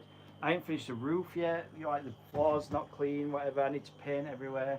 But this is what it's all about, like proper fish keeping. Not the, you know, we've got a massive channel. We're making £1,000 a week. It's crazy. So M Myers or Jeffrey, depending on how you want to die, is saying shrimp goldfish. How did that go? I did shrimp, so I've got. Let's bring it down here. This is like a plastic, shitty tank. Costs about $3.99, and I've got some Bloody Mary shrimp in there. And I've also got. Sorry about this shaky, bangy camera angles, guys. In the Rams tank is also some Bloody Marys. I think these are going to get demolished with the Rams. I don't think they'll be able to sustain the habitat much with the Rams, because the Rams are very bottom feeder, or like the bottom part of the water. So the babies will probably get eaten at some point. That's hence why I moved them to this little setup thing, just to sustain some shrimp. Goldfish I've never done. I know if you watch Aquatic Fanatics or Keith, who we were just talking about then, he's got some goldfish which I was really proud of. Like that's a hard fish to keep, you know, like they're very finicky. The water quality's got to be on point. Yeah, they'll decimate my babies, yeah. Just like Michael Myers would. Just drop that in there. It's like having Michael Myers in a shopping centre. Yeah, I think the babies are going to get eaten, Jeffrey, definitely. Just because the way they swim, you know, like the where they swim is the main problem, because they're very bottom water. So I've done, I've bred about, I must have had about 400 Bloody Mary shrimp at one point. But I were breeding Praecox rainbows in here, and obviously, as we all know, Praecox rainbows, or any rainbow, are very mid to high water in the tank. So they kind of left the bottom alone. Yeah, so Emma's saying, otherwise cut those plants in the back, and I have the same. Plant them, yeah, so the Limnophilia sessiliflora, is that right? Did I get it right first time? I think I did. I always say Liliopsis brasiliensis and point at this plant, and then I get someone that's been fish keeping for years going, you do know that's not that, Dave, because Limnophilia is like this tall. Not Limnophilia, I've done it again, haven't I? I've like mixed them up. Give you more, yeah, give your babies more hiding places. So the problem I've got with this tank is, obviously we've got rams in here now. Like I said, there's probably 300 plus. You can't really see them. I wonder if I can bring them out with some food. And I use this stuff. Like I'm not sponsored by these people at all. I get this from my local fish store, and they order it in specially for me. But I used to get like a little tub. I'll find the little tub.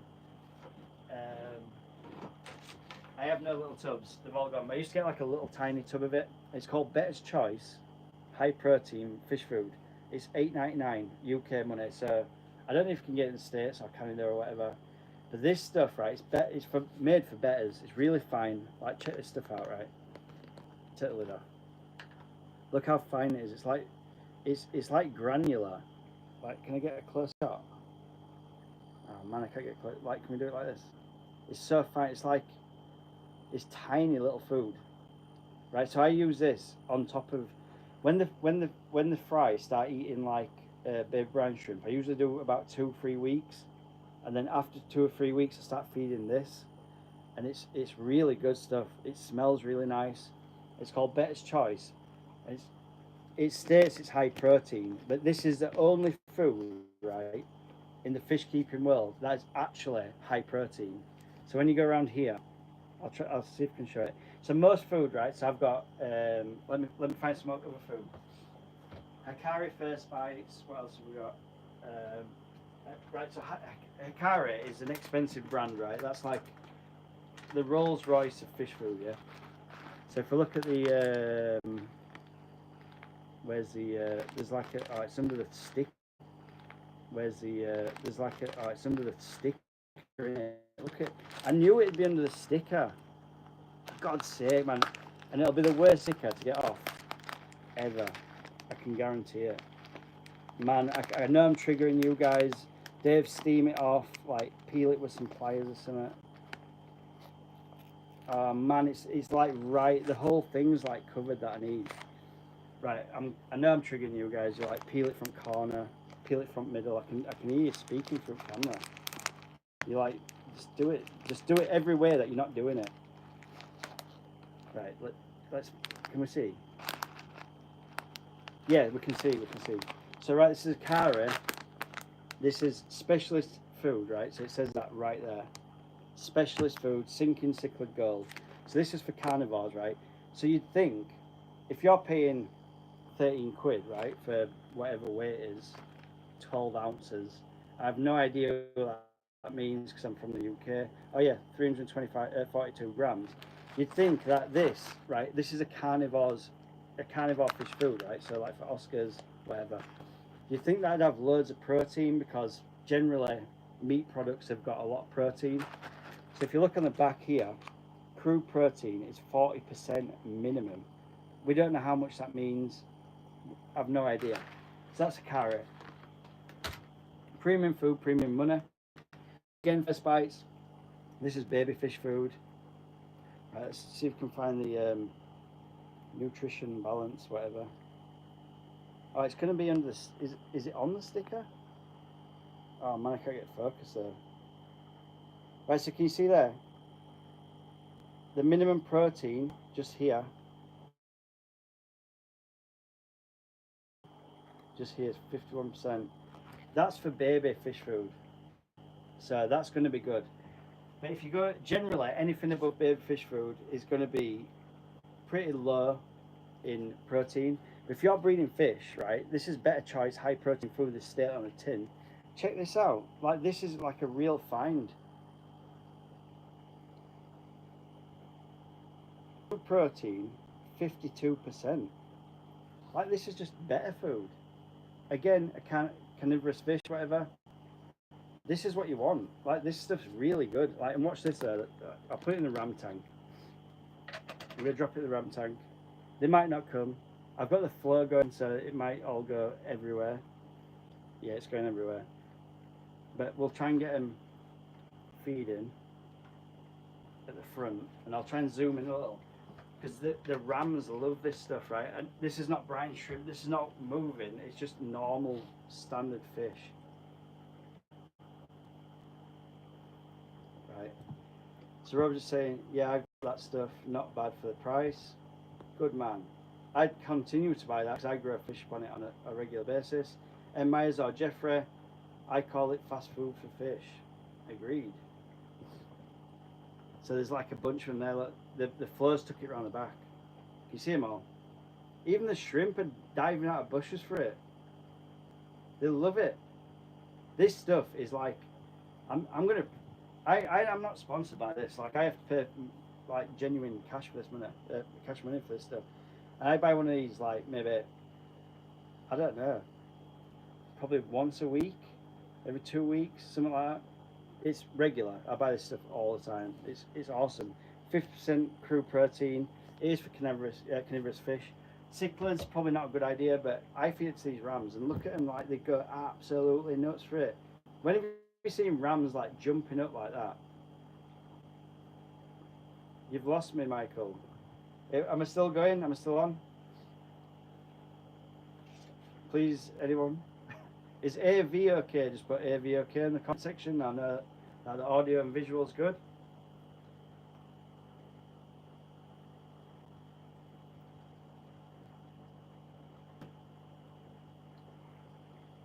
Are you still getting me?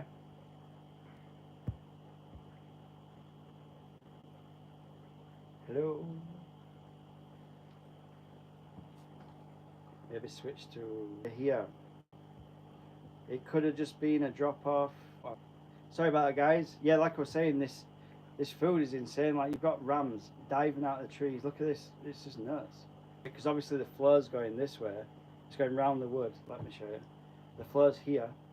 It's going round the wood, round the back, and then there's like tons of rams. Let me zoom in. Where are they all? I can't, like, oh, they're all down the back, look. I don't know why they hide there, but there's loads.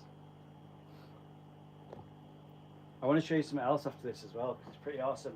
I'm just going to dive inside, guys. I'll be back in 2 seconds.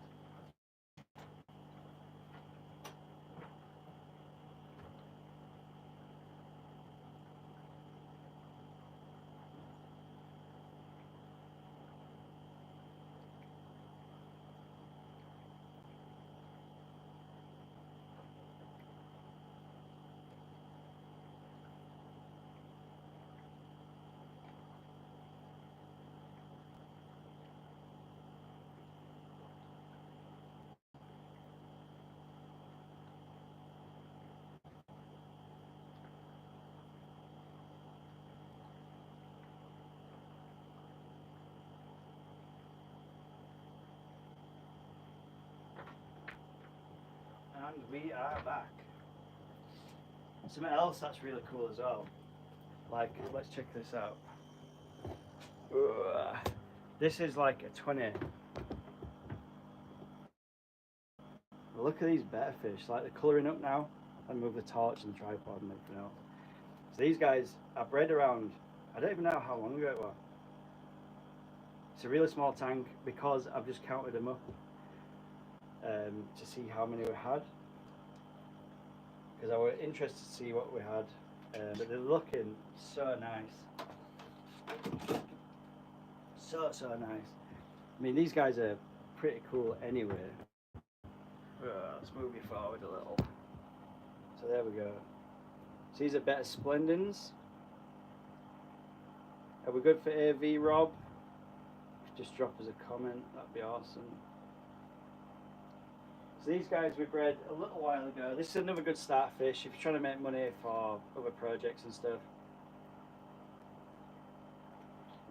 The betta fish. And it's a very interesting process as well because they're very hostile, as most of you guys know. I might just get my mic actually just to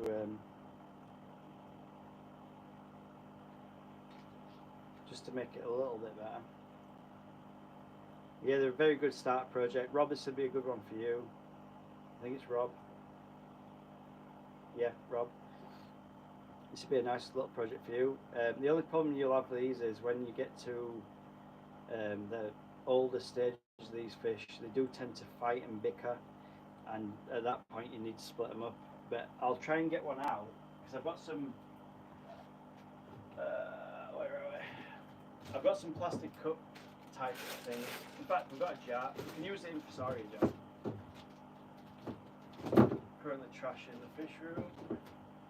Don't mind me banging around, guys. Yeah, these are. I'll use the infusoria tub because we don't need that at the moment. I'll just give it a quick rinse out. I'll show you the standard of betta that we're producing.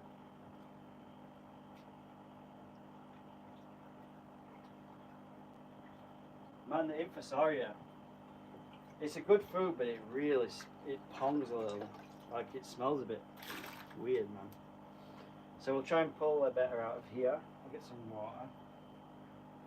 I'm trying to get some water without, like,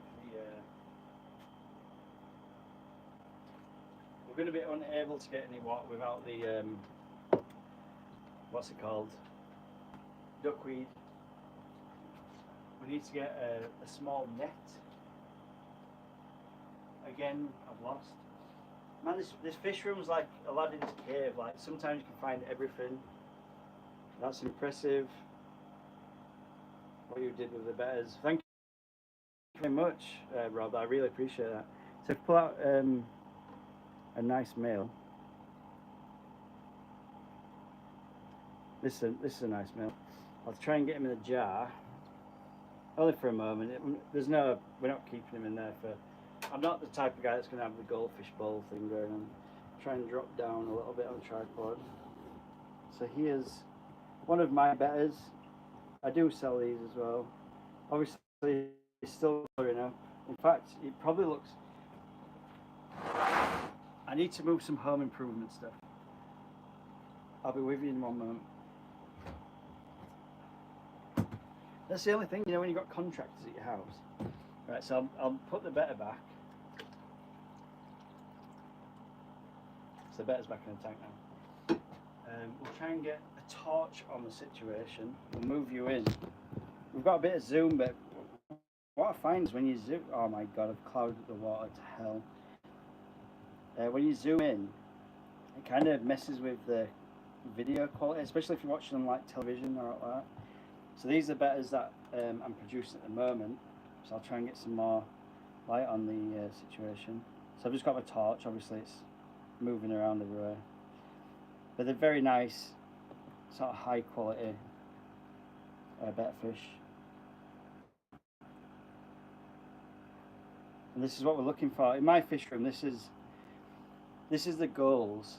We're looking for high quality colours. We don't want anything too skinny or, you know, like looking sick or out like that. We just want like ultimate everything really. The fish general health is a big deal for me. That's a big deal. So moving on, we'll have a look at some of the rams, shall we? Like the breeders. These are, oh, maybe too low. Let's try and get up here. These are some of the ram breeders. I'm sure you guys have seen. These are the, like, I'm convinced, right? Like I heard it somewhere. Maybe it might be Nick off Keep Fish Simple. We've got the Ramsons, obviously. But the super red variety, which is, I don't know if that's true or real or whatever. The super red variety could be just a myth.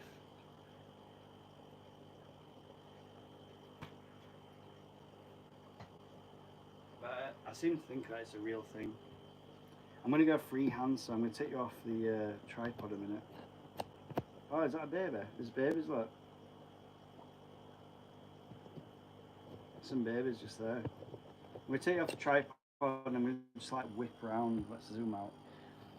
So we've got, in this tank here, this was some fry from some Praecox Rainbows, but we're actually doing, at the moment, we've got some Gem Blue Ram, obviously.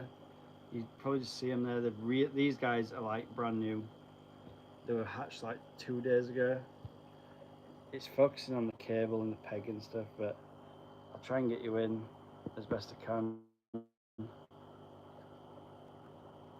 Yeah, so there's tons of these guys.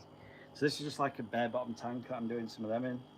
There's a bit of flora there, but it is what it is.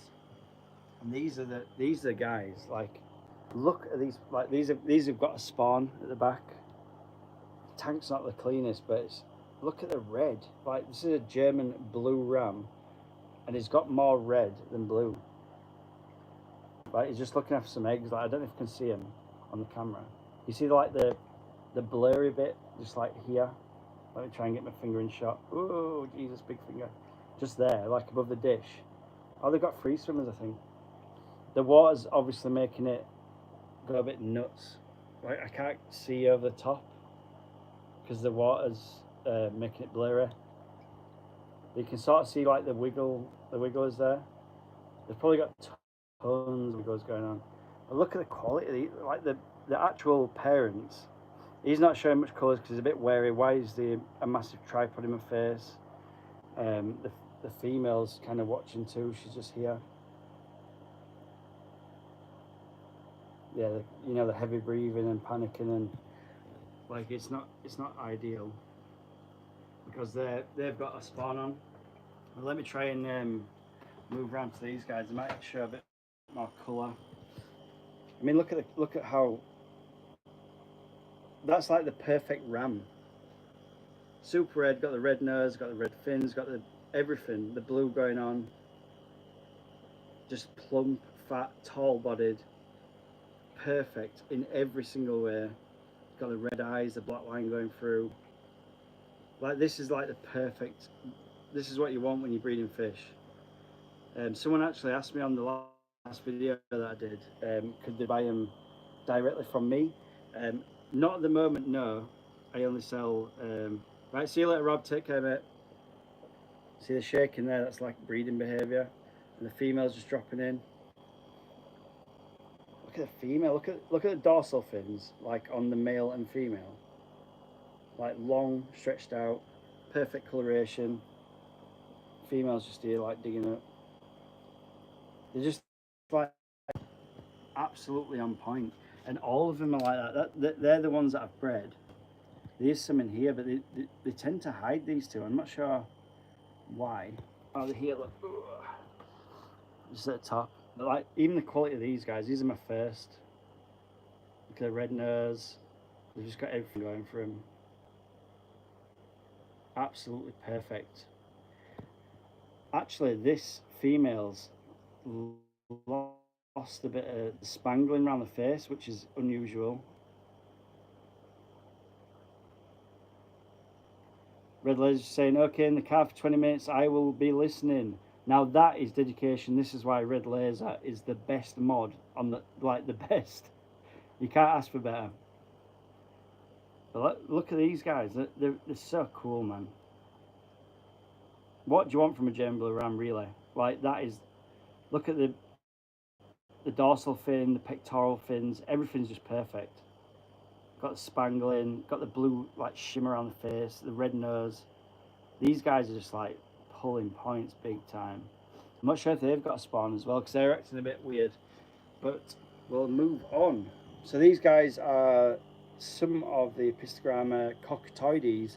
And I actually asked on my last video if anyone could ID me male and female, because this is a new one for me. I've only bred these 5. I'm assuming that's a male with a pointed dorsal at the back and the heavily coloured patterns, because we've got 2 of these guys. Where have we gone? There. 2 of these guys, and then there's like 2 not so coloured. Sorry, 2 very coloured, and then like 4 like this, kind of grey, which I'm assuming, is that a female? They don't have so much of a point on the tail or the dorsal fin. Very grey compared to like this. These guys are juveniles as well, like 3-month-old, something like that. So they're really young. But yeah, oh man, I just can't get enough of these rams. These rams were so much of a pain in my ass for so long as well. Like, it took me, I'm saying like 3 years. 3 years to get to this point where we're breeding perfect. Look at the body, like the body depth that way, and length. This fish is like 6-month-old maximum. It looks like a fully grown adult. Colours are good. Perfect pair. Crazy for Seahorse saying big fins on the male, more colour. Founder's fins. Yeah, so that's probably a male then. Yeah, I'm assuming you're on about the males also grow faster. Yeah, so that's what I'm seeing as well, because like, I'm new to Apistogrammas, but the male's like here, he's much bigger. He's got the, like, very pointed, like if you look at the I can't remember what it's called, like the back tail, the fins, whatever. The dorsal fin's much more pointed, much more elaborate, obviously bigger in size compared to like the female that's here. I'm assuming I'll have to split these guys up at some point, because the 2 males will probably be causing problems. But yeah, it's been so good. Like the fish room in general, I've been doing some like rainwater, which is new for me as well. I'm just putting the tripod on, guys. It won't be a moment. It's going to be loud and noisy and banging. And the rainwater's doing really awesome as well, especially for the breeders. Like, I'm just going to pop you up here on the ram tank. I'll just have to knock the lights off in the background. Here we go. Yeah, so the rams in general are doing pretty nice. See that girl over there, that guy. But look at the red nose. Like when they don't know, like I'm stood back away from my camera at the moment. When they don't know you're there, that red is like red. I'm trying to get a shot. They don't usually go that high actually. Look at that. Like, what the hell? That's the female. Look at how purple the belly is as well.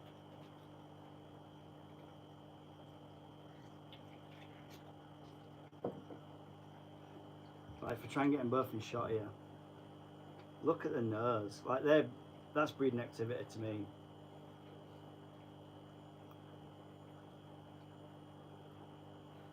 So Craig Catfish Cave, awesome channel by the way. If you haven't checked it out, you need to check it out. If you're into fish keeping, awesome channel. He's got a really nice setup. He's just saying he uses rainwater in every species, which is obviously it's new to me, but if you want to get into that sort of thing, then Craig will know more. And then Crazy for Seahorse is just saying, hey Craig.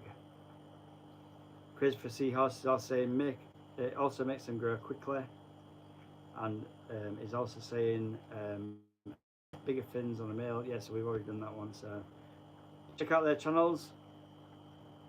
They're all knowledgeable guys. Look at this. I can't. Like, it's took me so long to do this fish, like to make it this nice. It drives me nuts how good I've actually done it. Like, there's not many smaller channels. I know you see it on like Dean's Fish Room, and you see it on like what's it called, Nick's Keep Fish Simple, but they've got unlimited money. Like, they can buy anything they want or whatever. Like a small fish room like mine, where it's coming out of my wages from my work and stuff like that, it's difficult to get rams at this standard, and it's took, like I say, it took me like 2 years to do.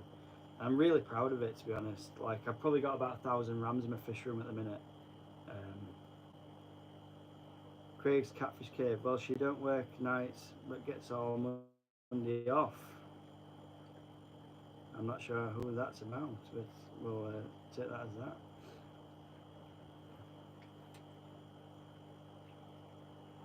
I think we'll move back to the ram tank, and then we'll do a bit on the main tank in the living room. We should go inside for a little bit.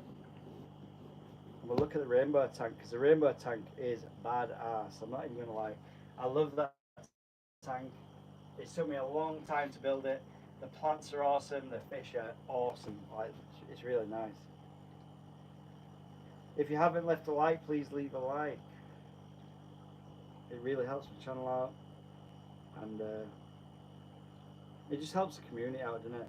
Rob, I'm gonna make you a mod, because I think you're a nice dude, man.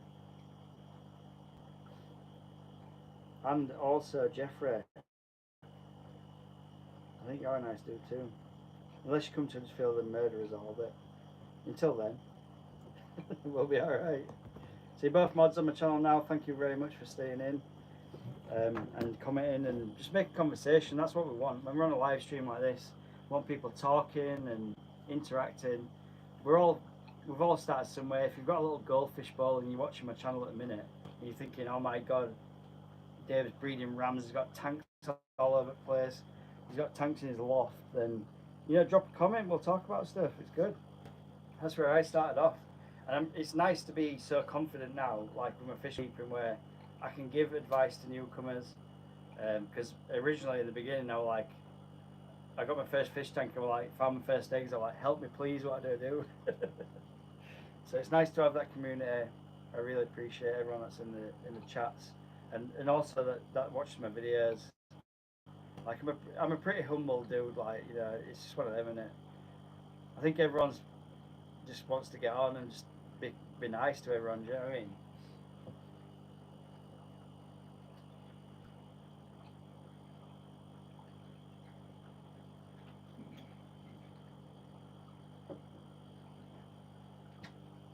Wow, 7 likes. I'm really happy about that. Can't believe that. That's awesome. That really is awesome.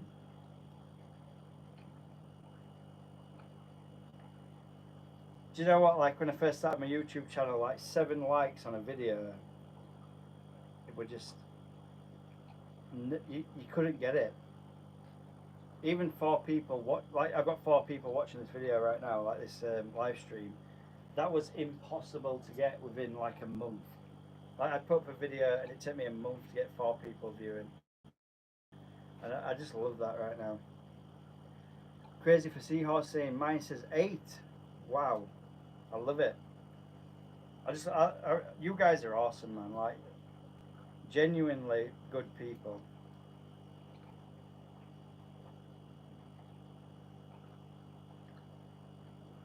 I don't think I can see how many people's watching it at once. It said like 9 earlier, now it says like 2, and then it says like 10. It changes really quick. But I don't think that's the actual amount of people. Let's get 2 more likes for 10, eh? Can we do that? 2 more likes for 10. That'd be awesome. Phantom's World, 1 more. Get in. Nice seeing the chat there, Phantom's World. Thanks for joining in.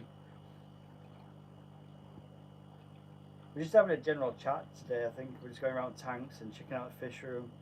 But like we were saying earlier, like we just I need to push to that 1,000. That's where I want to be. I set myself a goal a year ago, and I've gone over my time already. I'll get Bell to sub. Get in, Phantom's World. Awesome. Yes, I set myself a goal to get to 1,000. Well, I didn't set the goal. My partner did. My wife. She said to me, "You'll be able to get to 1,000 because you're really likable. You're a nice guy. Rah rah rah." But when you try to do a subject and be liked as well, it's very difficult. So I'm trying to do Fish Fam Link back in the room. Current views 3, max views 9, awesome. All current max views 37, participants 8, like count 8. Get in. That's all I want. I just want I want the community to build. I want to be. I don't want to be the big YouTuber. That's what I don't want to be. I don't want to be the big YouTuber. I want to keep my little shed with my fish tanks in and just talk to you guys and have a good time. That's my ultimate goal. I don't want to be I've got 100,000 million views. Like, I don't want to be that guy. Do you know what I mean? Like, anyone could do. I've got a successful business anyway, so I don't need to be the guy on YouTube. But I love the community, and there's some proper, like, really nice people, like genuinely nice people. I've met so many people on YouTube. Like, I've got an Instagram channel as well that I'll promote now as well for no apparent reason, but you can inbox me on there. The only reason I'm going to say this is because if you want to private message me for whatever reason, you can do. And it's just Horizon Fish Keeping, just like YouTube. And you don't have to follow it or anything like that, but if you need, like, Dave, I've got blackbeard algae in corner of my tank, what do I do? And inbox me, then you can do that. It's no problem. I'll chat to you about it and we'll sort it out. Yeah, just if you want to join that, you can join it. If you want to follow it, follow it. If you want to be a subscriber, subscribe. It's up to you guys. Like, I'm easy. Like, it's going to make no difference at 1,000 subscribers.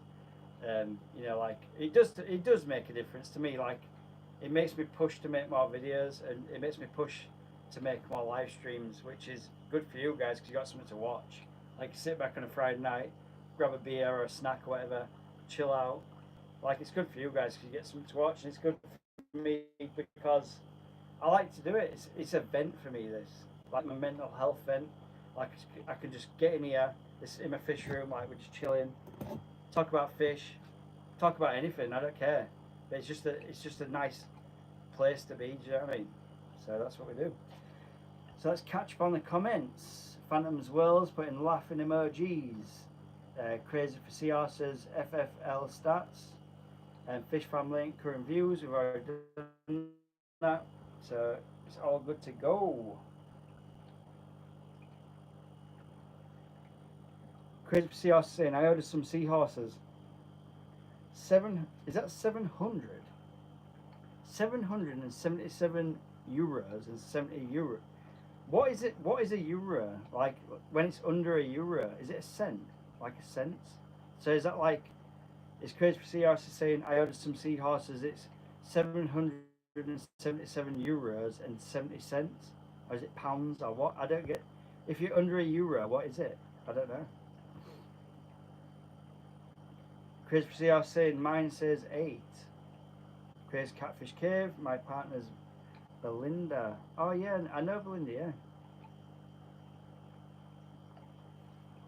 Yeah, so Crazy for Seahorses saying cents, yes. That's bizarre. You should go with a pound. Where are you from, Crazy for Seahorses? I'm assuming you're not from Swansea.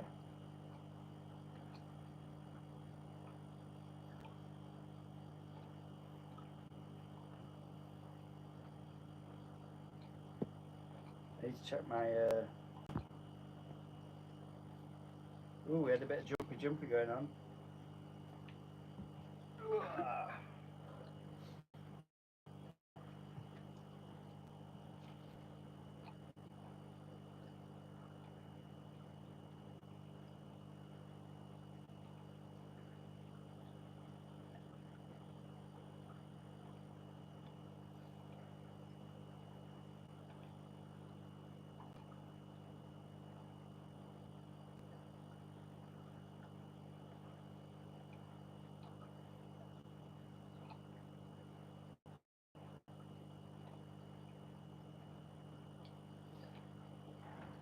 What is the longest live stream ever done on YouTube? I'd love to know. Praise for seahorses. I am from Austria. No kangaroos. Fair enough. Plenty of snow though. I'm assuming you'll have the snow season, like the winter season. That's pretty awesome though. I don't know if I have to drop the charger on my phone. I'm gonna do like the longest live stream I've ever done. 36%. So I'm gonna figure out a charger. I don't even know what time. What time are we on? Not sure.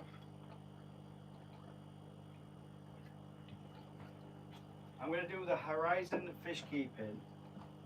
Today we're going to do the Horizon Fish Keeping longest live stream.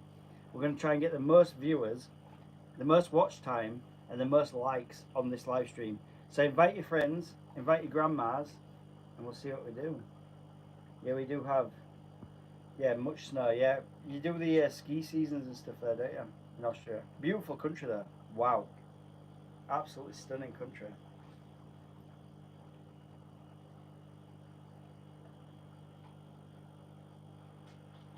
I want to get to 20 likes and 1 subscriber from this live stream. Can we do it? I think we can. Should we move to the rainbow tank? Like, should we go inside, move to the rainbow tank? I'm not sure. Who's still in? Leave a comment. Just leave a 1 or a 2 or a 3. Just nice to know who's still in the chat. I might even jump on camera.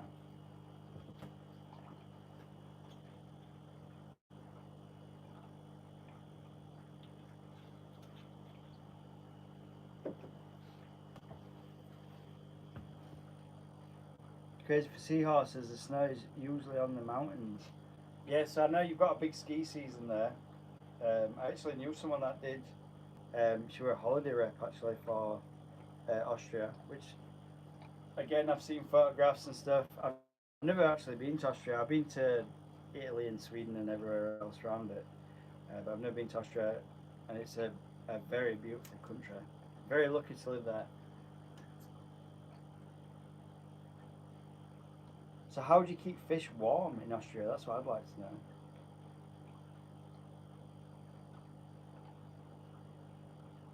What type of fish are you keeping?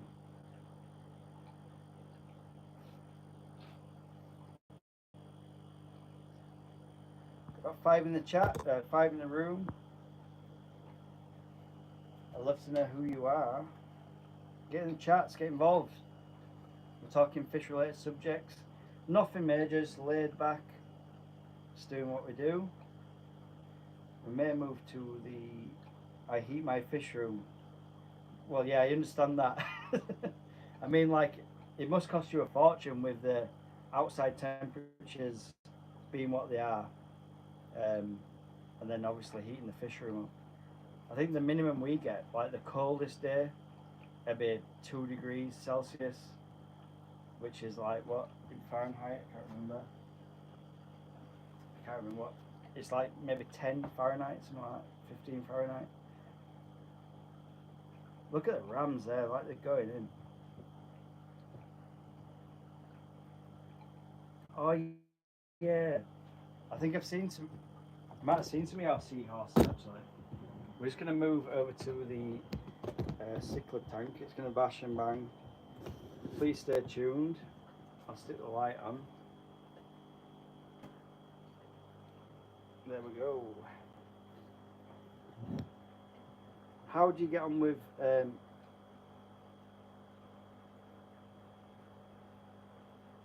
Oh, so you've got it inside, like you don't have like mine's like in like a shed wood building outside. So like I'll show you. I'll show you. So like I've got the my fish room's like an outside building. So my main house is here, and then my fish room's here, like outside building. So obviously I heat. We've got electric. Obviously the electric comes down here underground, then goes in there. But the main building's there. Then obviously I've got the fish room, which I have to insulate. Even in the UK, it's pretty. It gets too cold to have tropical fish anywhere else. If you're new to the chat, please leave a like. We're trying to get to 10 and we need one more. So anyone that can click the last button, click it and then leave a comment saying I was number 10. That'd be awesome.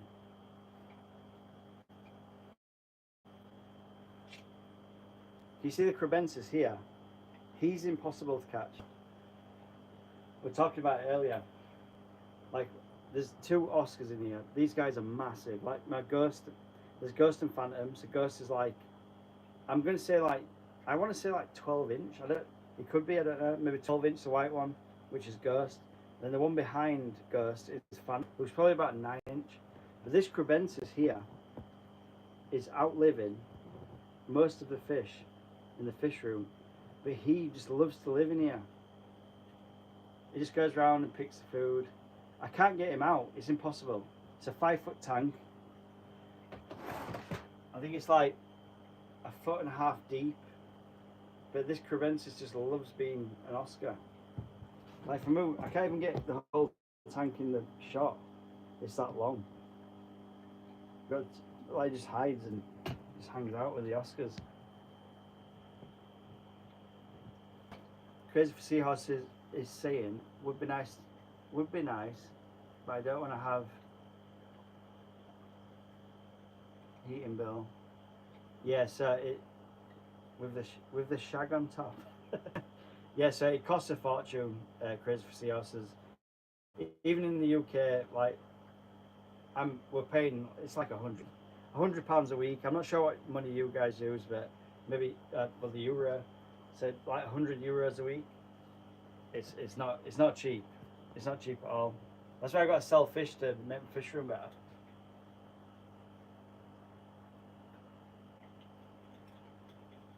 It costs so much money. Like this hob is expensive. Real expensive.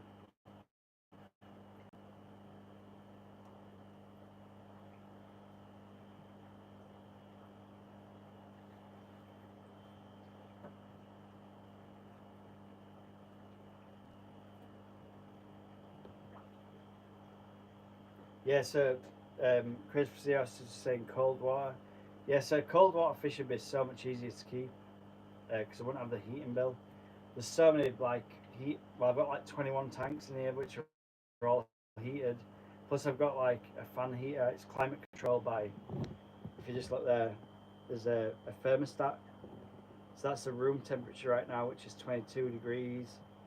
I've got the room thermostat. Ultimately, sorry, did I lose you there, guys? The room thermostat ultimately controls. Oh my god! Sorry, guys. I'm like losing you all the time. The room thermostat controls the heat, and we've got like a little probe just here. So this probe does the air temperature. I need to get one for humidity. That's going to be my next point of call. Chris CR saying we use euros. That's what heats my room. 20 to 22 degrees Celsius. So I'm at 22. I'm at 22.8. But the heaters and the fans, like I've got heaters and fans on the floor that kick in at 21 degrees, and they take it up to 23. So it keeps like an ambient temperature in the room. So my heaters in my tank, I've got heaters in every tank as well. So when the ambient temperature drops below 21 degrees Celsius, the heaters kick in, which keeps the ambient temperature between 22 and 23 degrees. And then anything more than that, which I usually do. So most of my tanks are at like 80 Fahrenheit, whatever that is in degrees, 27 degrees. Whatever's between that, the tanks make up for.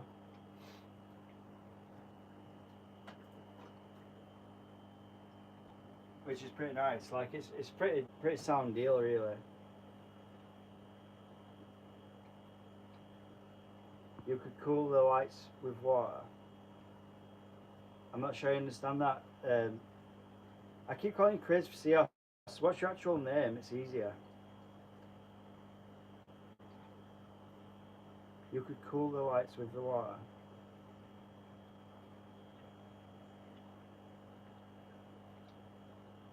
Who's going to be number 10 on the like list? Raina. Yeah, probably. Oh no, that's your name. Sorry. Yeah. Oh, is this Raina? Oh yeah. You've got another channel.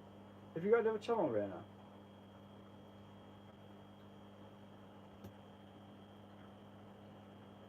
How was your channel called something else before?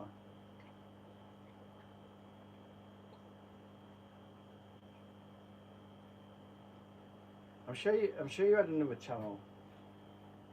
Oh, it was called something different.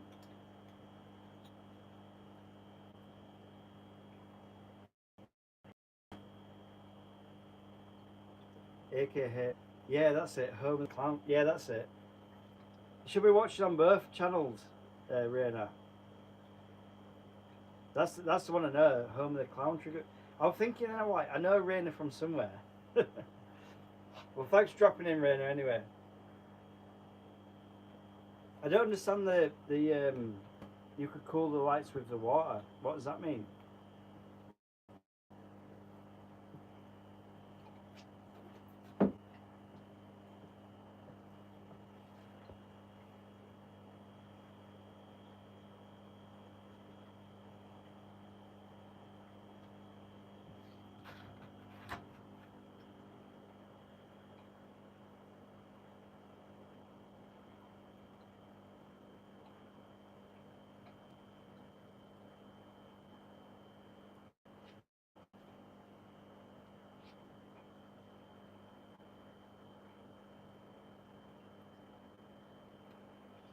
I'm gonna bring you guys inside, I think.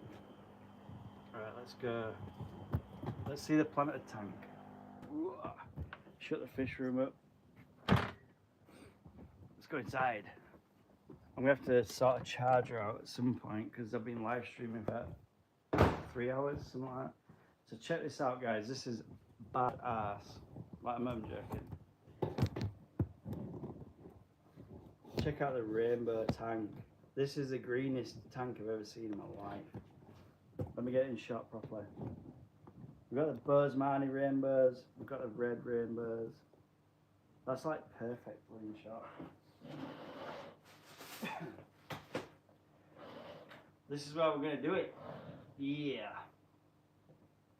So we've got the Bosemani rainbows. Afternoon, GB Shrimps. Nice to see you there. Thanks for dropping in.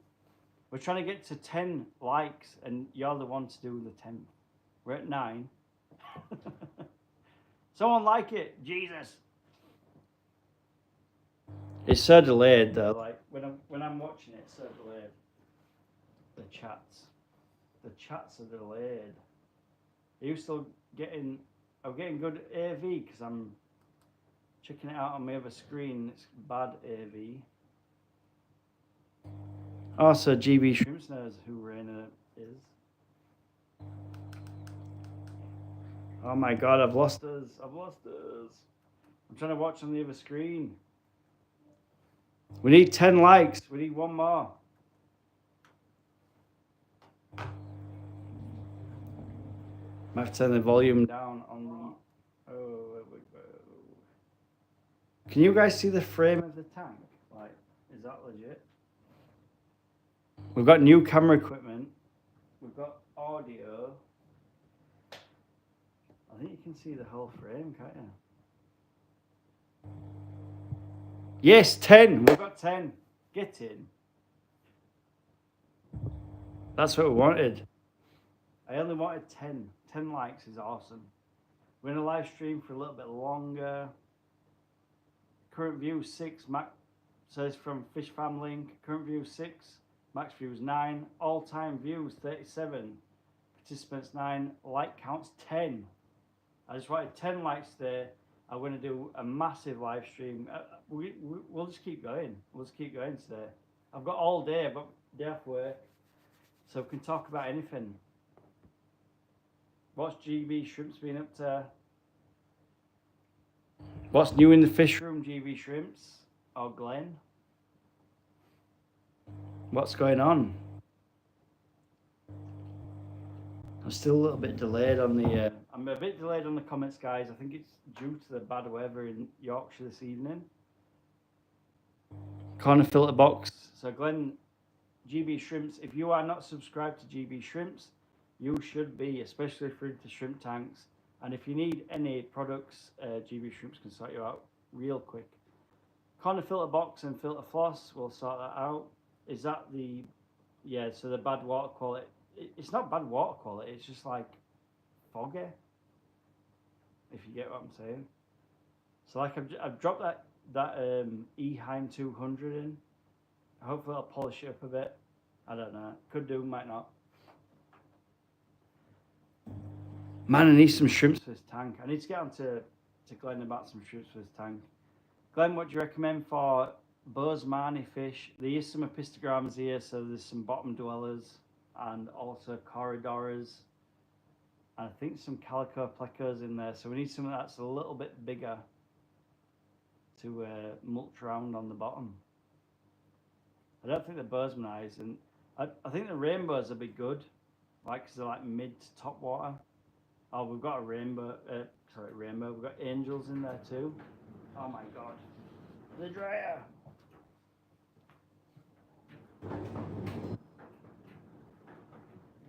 I'm gonna put the mic on too.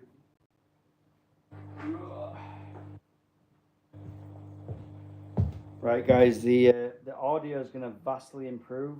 I'm gonna put the I've got a DJI mic.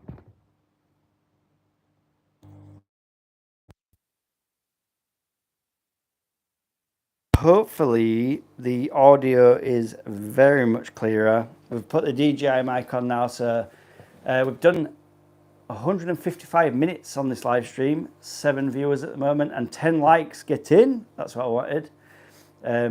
So what we're going to do is now I'm going to run these batteries down and probably charge it again. I've got a day off work today. I wanted to do a live stream. Hopefully you guys have watched my last video and you're loving my content. If you're not, then you're not. If you could possibly like my channel, that'd be awesome. If you could subscribe, that'd be even more amazing. But we're not trying to be the big channels like MD Fish Tanks, Aquarium Corp. We just want to get a bit of a community going and talk about fish keeping.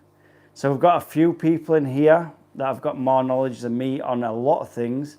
So GB Shrimps, if you're into shrimp tanks or anything in that nature, he will point you in the right direction. Crazy for Seahorses, aka Homer, is into saltwater tanks and he can advise you on other things like that. So I'm very much freshwater. I do freshwater plants, freshwater fish. But if you're into shrimps, you need to go onto GB Shrimps Tanks, GB Shrimps channel. That's so hard to say. And subscribe to him. If you don't want to subscribe, I'm sure you can watch a few of his videos and check out what he's getting up to. And also, if you want to drop on Crazy for Seahorses, or I think it's Homer the Clownfish, for Crazy for Seahorses other channel. If you want to drop onto anything saltwater, that'd be awesome. So you guys are in the live stream at the moment. This is my 550 litre big tank. I've been running this tank for around 2 years. I'm growing every plant I can find. We've got Vallisneria jungle, Vallisneria normal, we've got Amazon swords, we've got every sort of plant you can find in a normal fish shop. We've got Boesemani fish, blue rainbows. I'm currently breeding, I want around 50 to 60 or 9,000 Praecox rainbows. We've got some angelfish to keep the numbers down a little bit. And also the Agassizii, you can probably see on the bottom left of the screen there, the little yellow fish. Agassizii, pistogrammas, and Cockatoides pistogrammas. So if you want to know about this tank or how it's running, We've also got the Haiga filter at the back, which were a promotion product. I did a recent video on that through Haiga. It was a sponsored video and they give me that heat for free. Also, I'm running the Tetra 1000 litres per minute, or whatever it is, canister filter on there. I've also got a wave maker on a Tapo plug, so the Amazon Tapo plugs that are, it's literally blasting for like half an hour every 3 hours or something like that. That's just giving some circulation for the Rainmaster to swim in. I think we've got a few comments to run through. So Crazy for Seahorse is saying it's the same.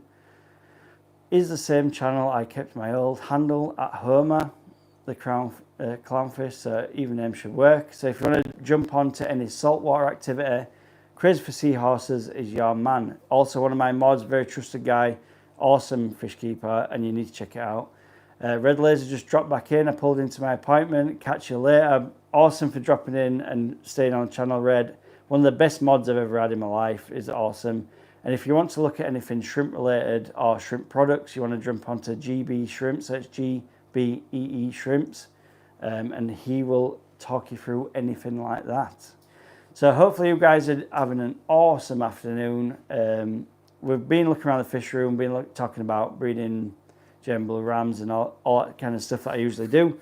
At the moment we're in my house, so we're looking at literally my project. So we've been planting this out. I hate the substrate. I wish I'd done black. I should have done black gravel.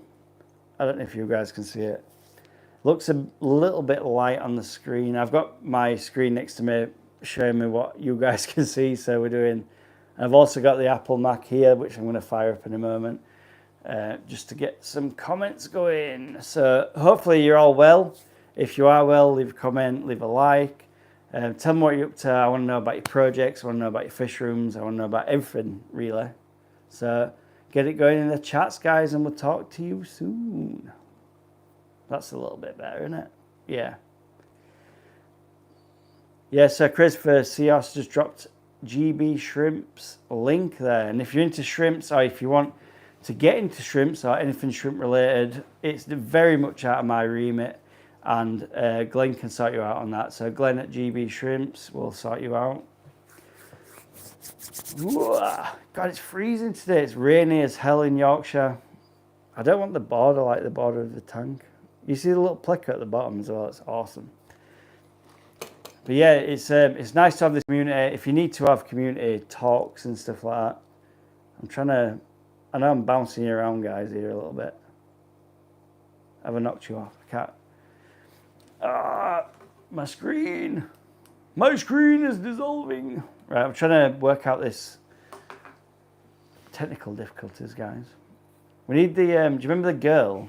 Like if you're from the UK, between, I was born like 86 and I remember it. And if like 80s to 90s, there used to be like a girl with a doll and it had like the colour chart around her. I don't know what it was for. Like I have no idea what it's for. But they used to have like, at night time, like the channel would cut off, and then you'd have like the girl with the long hair. She'd sit there with like this puppet thing, real strange, like murderous strange. But she used to like a colour chart. I'm just firing up the Apple Mac, guys, so I'll jump on there for the comments. I should be a little bit quicker because I can't see them on my screen. Like I've got my tank and I've got the screen. It's a little bit like delayed. Maybe the tank's not lit up yet, but we'll show that later. But thank you for joining the live stream, guys. It's been awesome to have you all. Oh man, it's still doing the frame thing. I keep losing. We pay a lot of money.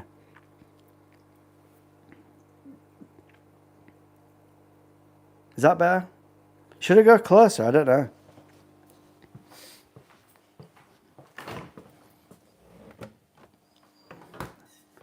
I don't know where I be. I don't know where I'm from. So we need to. Oh man, it's still got a top border like the tank border. Do you know the only thing I hate about this tank? Like it's awesome. It's dual. It's 550 litres. We've got the good. Everything's going good. But like is it beech wood colour? Stand and thing and cupboard. Like, I'm going to show you. Like the beech wood here. Like that beech colour. And the cupboard. I just wish it were black. Like, black is better, innit? When you're filming, like, you guys that are in the know, that are YouTube nuts, will know. Black backgrounds, like I've painted this background. I haven't painted this background, actually. You can see the Haiger working in action there. Just firing up the old computer, guys. But yeah. So Crazy for Seahorses has dropped Crazy Catfish Cave link, GB Shrimps. So I want to talk more about this. Let me talk about this. So Crazy for Seahorses dropped GB Shrimps. So what I was saying earlier is, if you need to talk about shrimps, I am very much a fish channel. If you need to talk about shrimp keeping or anything shrimp related, so it's at GB Shrimps, is in the chat right now. If you need his link, you can get it off anyone in the chat, one of the mods. He's very much shrimp related. He sells shrimp, and to a very high standard, and also anything that you need to get for shrimp keeping needs. Craig's Catfish Cave, which is also from Crazy for Seahorses. He's an Australian YouTuber which has got an awesome channel. If you're not subscribed, please subscribe.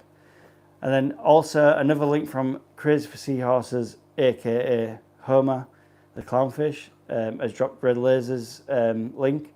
He's just the best ever moderator you could ask for. So it's all going good. I don't like my black background. Why not? Is that right? We need to understand this. So Crazy for Seahorses is saying, I don't like my black background. Is it Friday? I don't like my black background, and I reckon it's because Homer I can't speak. 90% of his stuff is marine related, so I reckon the blue goes better with the corals and the fish. I don't know. Ask him. I think so. Can't see my seahorses, they change colour. Now that we need to talk about. So Crazy for Seahorses is saying he's got stealth seahorses that change colour. And I think it's because the chameleon-like texture of them. So what background do you do between yellow, white and black? I reckon you go yellow, white and black. And then you can see it in every shade. So I'm just firing up the Apple Mac, guys. I won't be a moment if you want to talk between yourselves. We made 10 likes, and that's what I wanted. Thanks to GB Shrimps. Top man from Glen. Awesome guy, by the way. YouTube.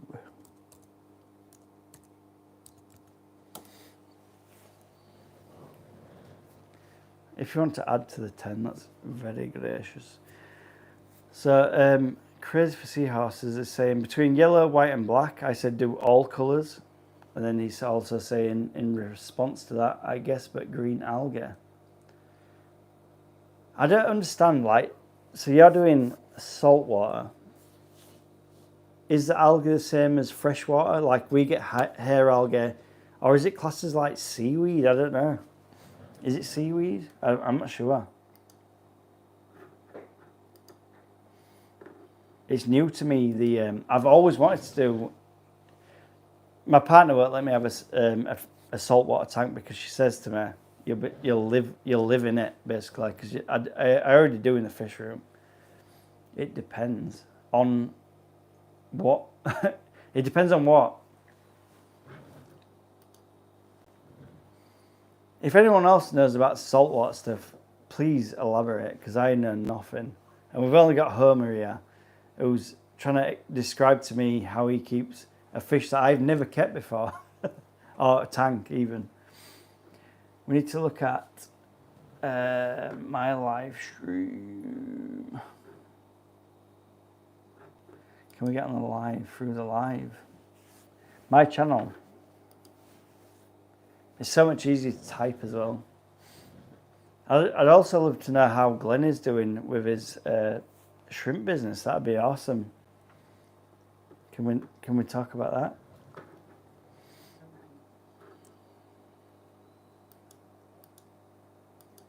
Is Glenn? Oh, Glenn, how are you feeling? By the way, like, yeah, I think the last time I spoke to you were a couple of months ago, and you was not good at all. I think you had some major back problems. Hopefully, fingers crossed, you're doing, way better than you were.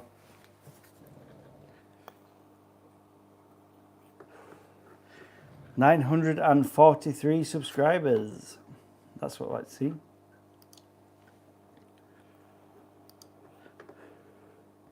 I'm still getting used to Apple Mac. So I used to do the is it not Google, is it? I don't know.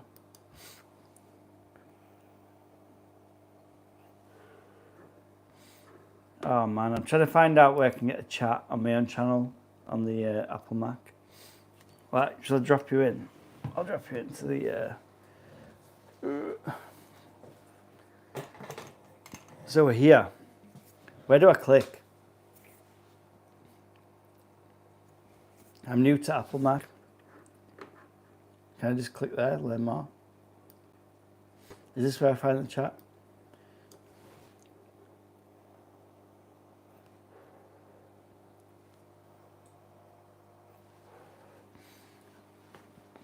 Where do I click, guys? So crazy for seahorses. I got the macroalgae, basically plants. Yeah, you're just blowing my mind, Homer. Like I have no idea. Like, because I know it's so much harder to keep like saltwater fish aquariums stable. So the macroalgae, I have no idea what that is. Like, I'm not sure. Like, look at this. It's going weird. Like, how do I talk on my own channel? This is nuts.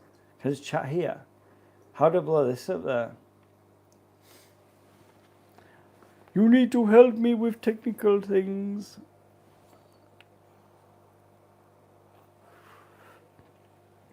So, Crazy for Sea, I was saying, I got macroalgae, algae, basically plant hair algae, and thad, green stuff on the glass.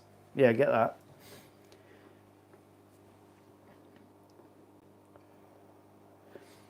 Basically, what I want to do is see my stream. Oh my god, I've just killed it. Can't believe it. Can't believe it. Right, I think we did it through Safari. Yeah, we're back. So, like, I want to. You got like I work in construction, right? So I've got this computer, right? So it's like a Apple Mac, whatever. We've got the thing and the screen and the keyboard and the mouse. But I work with a trowel, like most days. I build stuff.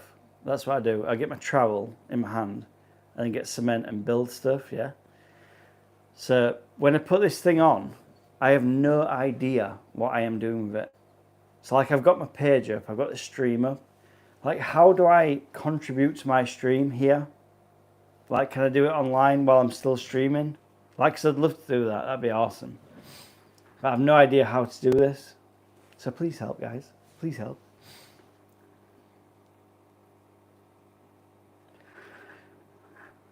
So I can make it bigger because I'm that capable.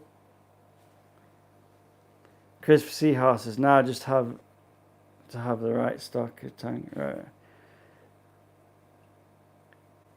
Homer, like, this is different stuff to what I know. It's same like, you know, when Glenn gets on the thing. There's like Glenn, Keith, Rob for shrimp. These guys know so much stuff. Like, if your water parameters drop by like 0.000% on your TS, whatever TD, all the shrimp are going to die. Like, that's what they're going to do. Homer, you're like that version of that person for salt water. But I'm the freshwater guy. Like, this is what I do. I've got no CO2 on there.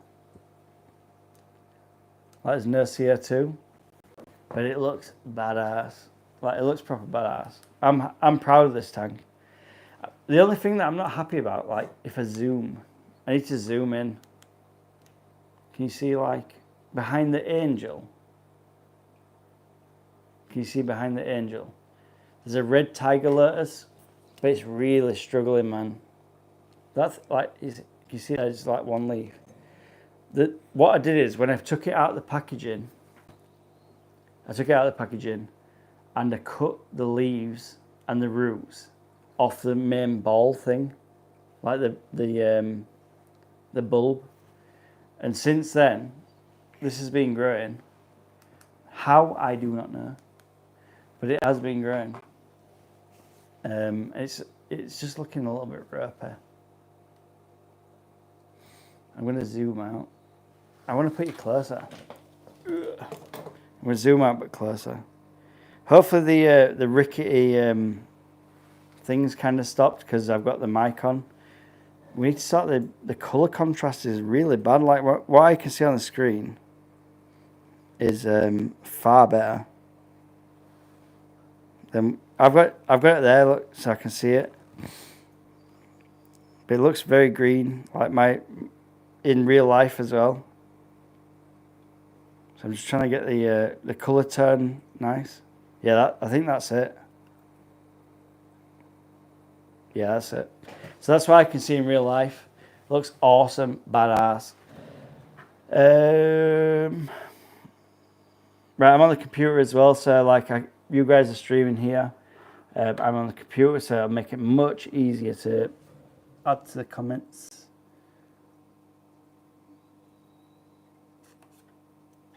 Christopher Seahorse is saying I didn't say reef tanks are easy, but a nano soft coral can do everybody. I agree with you, Homer. I didn't mean to expect that you thought it was hard. It was easy, but compared to like it's all right. If you're keeping a freshwater tank like we do, the freshwater tank scene is very big. We can buy plants everywhere.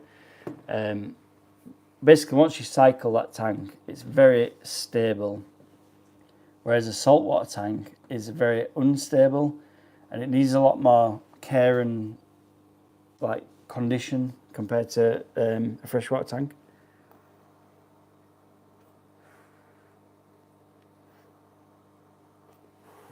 It's like Glen. So Glen keeps shrimp of whatever variety.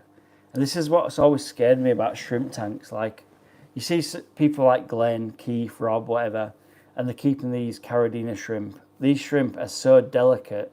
To me, like, if I keep, say, like a German blue ram, when I breed a German blue ram, I've got to keep the nitrates down, and the ammonia down. But these shrimp, if you water change that tank too much, everything's dead. And this is what I've never understood. Like you, at that point, you are dedicated to a shrimp tank, or you're dedicated to a saltwater tank.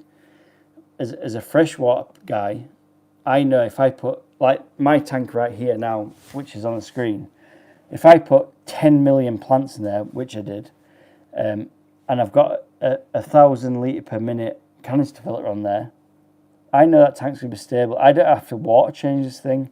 I can just top it with water. I can put angels in there, whatever. Even like really finicky fish that need that. I've got rainbow fish in there that need clean water regular. I barely top this tank up. I never water change it because the plants do it for me. But I've never understood the work that goes into shrimp tanks, especially if like I did the cherry shrimp. I've done the Bloody Mary shrimp. And literally a big water change, what I'd do on a normal fish tank, it'd kill everything in the tank. And it's a very similar scene doing well, in my understanding, it's a very similar scene doing the saltwater stuff. But I'd love just to have an Nemo. I want a Nemo. Like if I could just set up a saltwater tank and just Nemo it out, I'd be happy as shit. Like that'd be my best tank ever.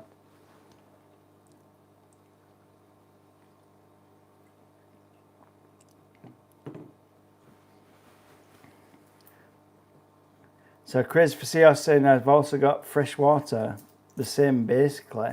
I'm not sure though. I know you say it's the same because you obviously put massive effort into your saltwater tanks. I've seen your seahorses, Omar, and they are badass. And also, like the next comment is saying is, I did water change 7 months ago or so. that's what I do on platter tanks. Rob Legg, love the rainbow tank. You've done thumbs up. Yeah, so this is in my house now, Rob. Obviously, we've got the breeder tanks, which look a real mess. I'm not proud. I'm really not proud of my breeder tanks. Breeder tanks are not great. But when you come into my house, we've got at least, I think we've got 5 tanks. 3 of them are better tanks that my partner keeps hold of. And this is my 550 litre tank. This is my pride and joy. It's not the most expensive tank. It's not the best looking tank in the world. But it's mine, and there's no algae. I keep a strict regimen on feeding. Like I'll drop some food in for you guys, so you can check it out. But yeah, it's badass. This tank's always had my heart. I bought this tank. I was working at a customer's house actually. I'm a floor and wall tiler by trade. I've got my own business. And I work in a customer's house, and he had 4 bala sharks, juveniles, and some discus in this tank. Obviously, I had to get rid of the bala sharks because they were too big. I took them on and moved them on for him. And the discus moved into a smaller version of this fluval dual tank. This tank was for sale then. He wanted £100 for it, which I thought was an absolute steal and a bargain. So I bought the tank off him for £100 and a few pints. And I made a rainbow tank out of it. So I'm going to feed these guys. I've got, again, this is the little tub that I ran about. So earlier when I'm talking about the Better's Choice, like we feed this to all our fish. Same 52% crude protein. Such a good food. Like they'll know, like when I tap on the glass, see the rainbows there. This will not hit the bottom. I guarantee you. And if it does, the corridors that Michael Myers or whatever, Jeffrey ran about earlier, we just drop it in everywhere, like just feed it real heavy, because we've got the corries and the also the plecos at the bottom. You can see they're just getting involved. It's awesome. This tank's beautiful. Like if you love nature like I do, right? So I'm not just a fish keeper. I love nature. I go fishing and I'm shooting and whatever else. This is just a different level of fish keeping. Like there's so many people that have got tanks, right, that are just not up to spec. Like I've spent probably this tank. If I zoom out, I'm gonna give you a perspective. So this tank just lives here. And I've got the other one just here. I'm just going to cut you off, guys, but I'll put you. Should be back. This is me of a tank that I've got. Like I spend a lot of money and a lot of time and effort into my hobby. I mean, this tank's beautiful. I've got these Opaline Grammies at the minute. They are badass. I think there's 2 males there. If you do know about this, because I've never kept Grammies ever. I had some kissing Grammies when I first started when I was like 18. But I think these are 2 males. Let me. I'll take you off the tripod because I can't. Ooh, there we go. So I've got these Grammies, and they're a pain in my arsehole. Oh, I can't get out of the light. So there's one just here, and then there's 2 there. Look, but they're so bitchy. I think there might be 2 males. If you know about this, leave a comment in the comment section because I'll split them up. I'll take one out and I'll put them in the big tank. I've also got some platinum angels, and I've been trying to grow these kois. Where are they? I've got 2 koi angels in here. They're absolutely like fully beautiful. The most beautiful angelfish I've ever seen. Where are they? Oh, there's one, they're hiding. There's one just here. Like, you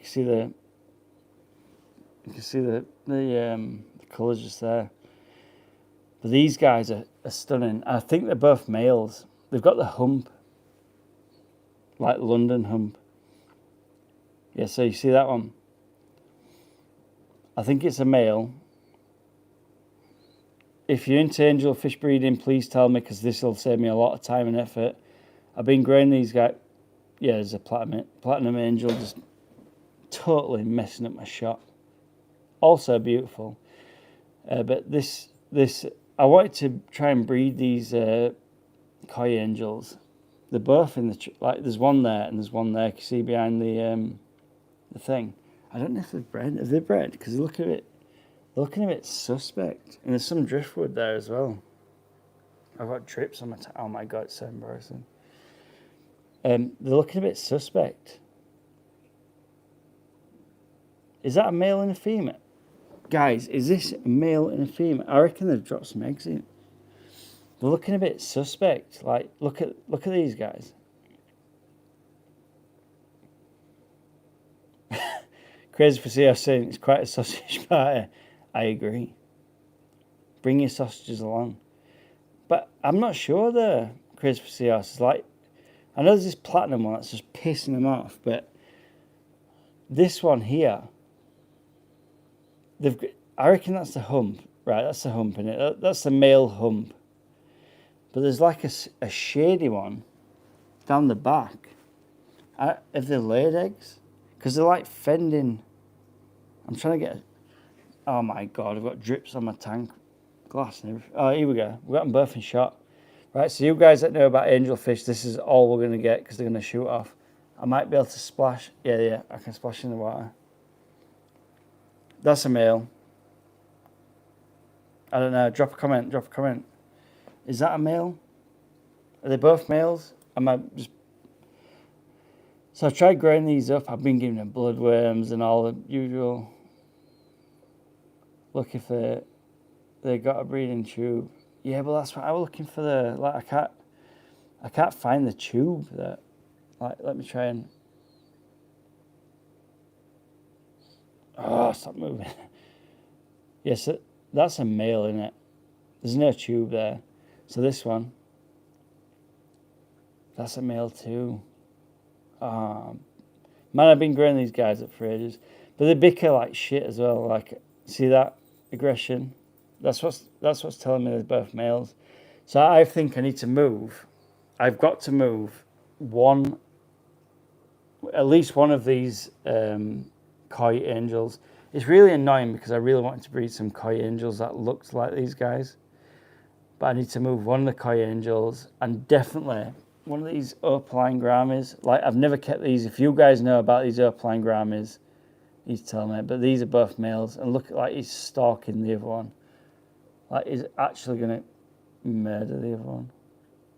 Like, watch, they'll bite. They're nasty. Like, I've never kept grammies before. And the thing is, like, the grammies and the angels are a little bit weird as well. And the thing is, like, I've got rainbows in here, but they're so fast. Like, the rainbows are so quick. Aren't they? Like, let me get a tripod. I need to get my tripod. There you can. Right, so the thing is that the rainbows are so quick, they can get away from the angels. Like, I've got Keith from Aquatic Fanatics and Rob as well. Both told me what this angel was called. I think is it like Ultim Angel or something crazy. And also Shane from Shane's Koi's farm or whatever. Good guy there. And there's loads of good guys out there, really. So yeah, I don't know what to do. I want to really breed angels there.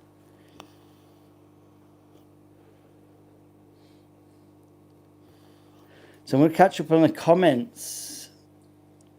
Where are we at? So Rob like saying, loving the rainbow tank. You've done well. Thank you very much. Crazy for CR saying, hey, it's a classic tank stock, just missing some mollies. Ooh, which one? Homer? Crazy for CR saying, males, I agree with you. I think they're both males, them kois. 100% males. He's also saying the fins should get longer over time. Agreed. And he's also saying here if it's quite a sausage party in that tank. So yeah, he's basically saying with it being sausage party, there's definitely no females bringing the kebabs. Look for the breeding tubes, tried that. Red Laser saying, back in the car, I'm off to the next appointment. Oh my god, he's literally like ditching work for my stream, which is badass. What a man. What a girl, man. I don't know. Homer! Oh no, it's Red Laser, isn't it? I can remember having a subscriber that, I'm not sure who it was. I don't know if Red Laser is a girl or a boy. Let us know in the comments. Christopher Seahorse says, so move them all. New nano tank. That's a good idea. New nano tank. Yeah, I like it. And then Christopher Seahorse saying it's wild. Rob Lang's back. You want to breed angels? You've got enough on your plate with all the stuff in your fish room. I totally agree, Rob. Yeah, you're right. I appreciate that comment very much. But I also like angels, so let's breed them. I'll buy some more tanks. You sound like my missus. You sound like my missus, Rob. You don't need any more bloody tanks.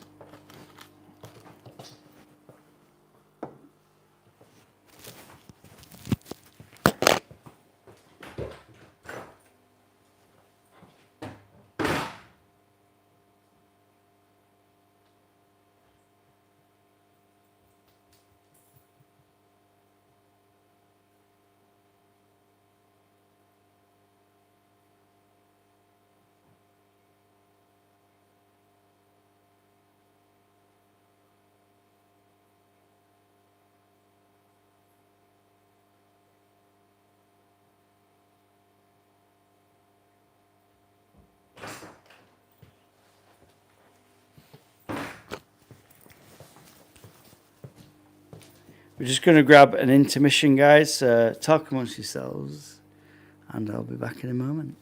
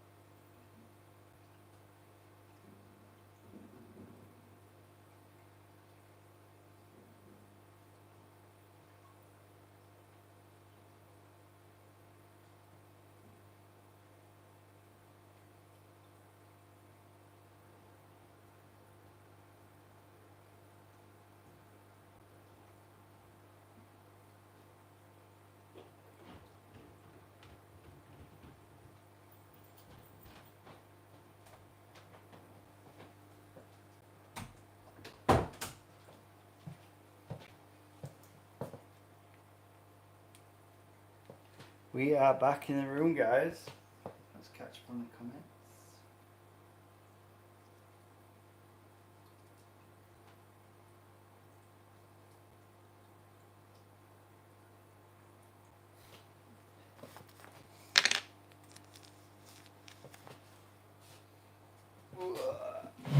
Right.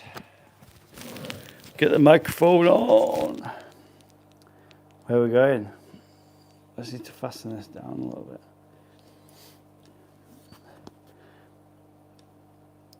So Rob Lake's saying, you want to breed angels, you've got enough on your plate with the stuff in your fish room. I agree, 100%. Crazy for Seahorse saying, I have a lot of used tanks at work. Only problem is shipping. And then Rob Lake's saying, that's what my missus says. I think you should do what makes you happy. He's saying what you should do, what makes you happy. I agree there, Rob. Like, there's so many people on YouTube, right? Like, this is I'm a genuine guy. I'm pretty humble. I've got a really, really, really successful business in construction. That's what I do in construction. I work in construction. I do fish keeping as a hobby.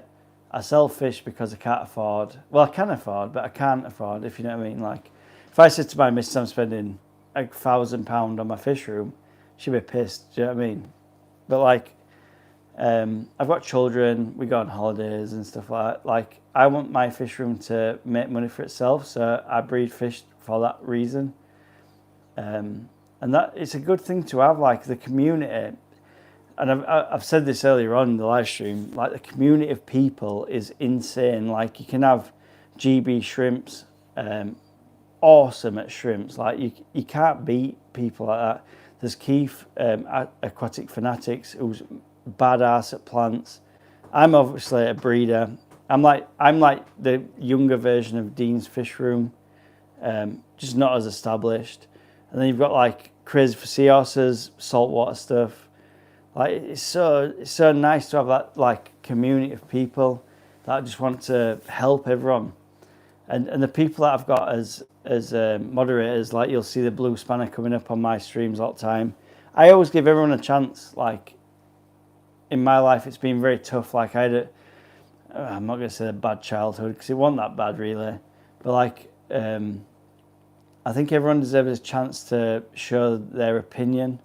And like, if someone says to me, I bred corridors in a bucket and I used kettle water that were half boiled for 27 minutes, and then I used rainwater for the rest of it, and I put a bubbler on it, and I had 10,000 laser cories, then fucking good for you. Do you know what I mean? Like, you've had a good, you've done it. Do you know what I mean? Like, it's good.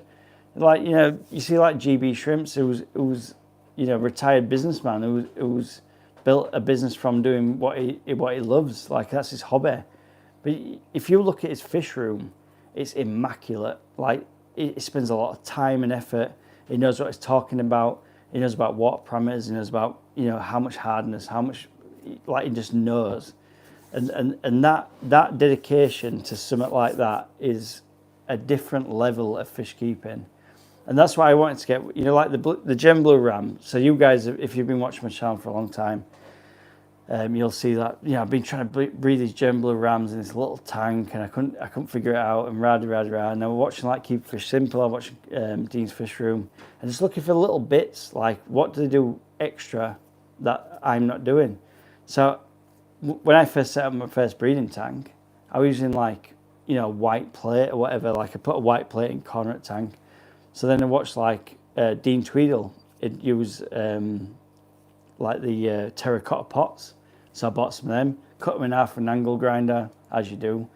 And then I watched like Nick's tips, you know, how to feed them and whatever. You just take these little parts of every section of what everyone's told you, because you can't take everything for red. You know, everyone's not going to be right, because it's just not the way to do it. Fish keeping is a learning process, and your water and everything about it's different. You know, like, I've got this rainbow tank here. It's beautiful to me. Some people might say, oh, you've got too much val. You know, you've got too much whatever there. Like, your gravel's the wrong colour. I agree, by the way. I should have done it black. But yeah, like, people will just be, they've got their own experiences, the different tales about what they're doing. And it's just the whole process of fish keeping. And I enjoy that, because like the science of it and stuff like that, it's just different, you know. Like, I work in a 9-to-5 job just like everyone else, but I've still got my own company. It's very stressful. I work 9-to-5, but on an evening I'm getting calls, on a weekend I'm getting calls. My total harmony is fish keeping. Like, I'm compared to what I make in a week, my fish keeping makes me no money. Like, it's 0% profit, 0 margin. Like, if anything, I'll lose money. Like, the amount of electric to heat an outside building, it's ridiculous. You know, like, I'm paying £100 a week to heat that building. In food, it's, you know, £40 a week. I'm doing brine shrimp and all this stuff. and it's just a different type of a fish keeper to anyone that's got like a goldfish bowl. But I love the theory of it. I love to know what's going on. I love to watch the fish grow, and that's my whole perspective on fish keeping. Like, I don't need to do it, but I want to do it because I love it. Yeah, like, it's just one of the things. And I'm sure that there's millions of people out there that love to do the same thing. In whatever subject you do, if you do saltwater, if you do cichlids or shrimp or whatever, there's these guys out there that they're creating £150, £300 a go shrimp. Like they can have a black shrimp with, it's got one spot on its back, but they've got 10,000 of them because they've made that. They've spent so many years designing that one shrimp to the point where it's like, I've got these shrimp, no one else has got them in the world, but I've got them right now. You can buy 10 for £300-400. Well, good on you guys. You know what I mean? Like, you've spent so many years, and this is what I say about my rams. Like, when I was selling to a wholesaler, he wanted to give me a pound or whatever, 75p each, and I'm like, I'm not having that. I cannot take 75 pence or whatever for my rams, because my rams are super red, they're nice and chunky, they've got no parasites, they've been through medication. Like, I've looked after them on baby brine shrimp. Like, I've spent so many months in that care and difference. Like, I've done 3 water changes a week, and no one, to me, like, no one in the UK right now, I'd be happy if someone said to me, I'll challenge you to a breeding fish competition, and we'll see who's got the better fish. Like, at the point where I'm at, like, now, it's like 3 years in, I've researched these fish, like where they live, what they eat. Like when scientists are finding them, cut them open and seeing what they've been eating, like bugs and insects, I'll feed them the same thing. And that's why my fish are like 100% perfect. And if I ship you fish, it's going to be 100% perfect. I'm selling to a wholesaler at a very cheap price. But if I sold them on the open market, I'd expect, like, I know it's not an expensive fish anyway, but I'd be wanting like £15-16 per fish. But I can guarantee you, within 6 months of selling you a pair, if they don't breed, I'll replace it I don't know. Like, it's just more than it. And this is where Aquarium Corp excels, because they do the quarantine. They order from inshore places in the States. So they're ordering from like places that they're not abroad, they're not China, they're not coming from these fish farms that are just like neglecting them, hormone injected. They're doing it the right way, and that's the difference with me. I bought some rams and they look shitty. They were worm infested. I spent like 6 months with 2 rams in separate tanks, so male and female, and I wormed them out. I give them all the medication, fed them up on brine shrimp, giving them blood worms every now and again as a treat. And then I introduced them to each other, and then I bred them together. And then once I got that first brood and bred them up and whatever, I sold majority of them to the wholesalers, but I kept 2 back, so they're technically brother and sister. But what I didn't do is put them in the same tank to breed together. I split them into 2 separate tanks, and I took 2 females of my brood and then bought 2 males, and then made it a separate bloodline. But this is what you don't get in like these wholesalers now, because what they're doing is they're breeding brother and sister together. They're giving them hormone injections, they're feeding them all sorts of mad shit, and it's just not, it's not what you want as a fish keeper.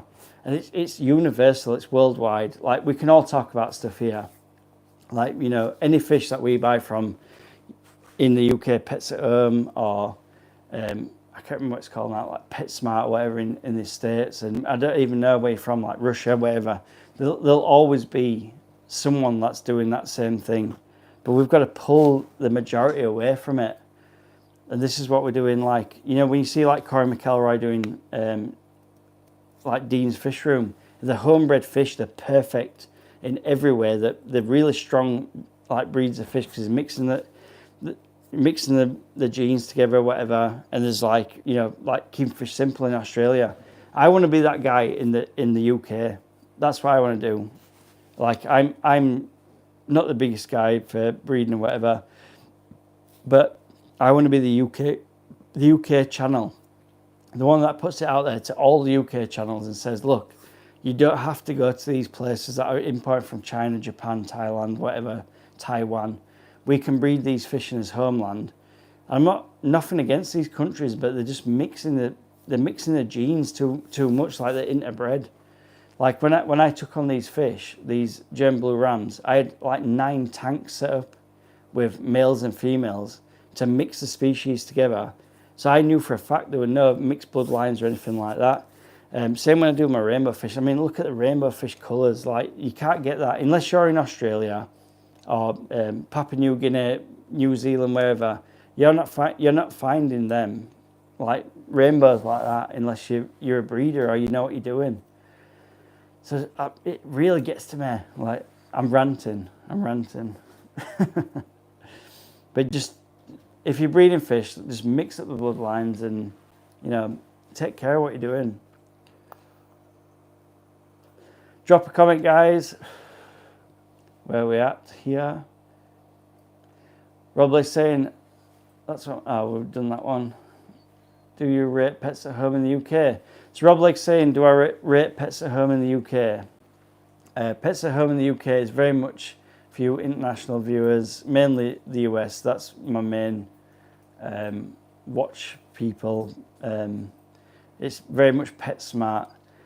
So I'm guessing that PetSmart is very much like the UK market. What it is for me, right? The fish quality is it's okay. It's okay. But the staff don't know what to do with them fish. And that's what gets to me. Like, you know, you'll get Sandra on a weekend who, you know, does whatever. She's not interested in fish keeping. She might have a dog or whatever.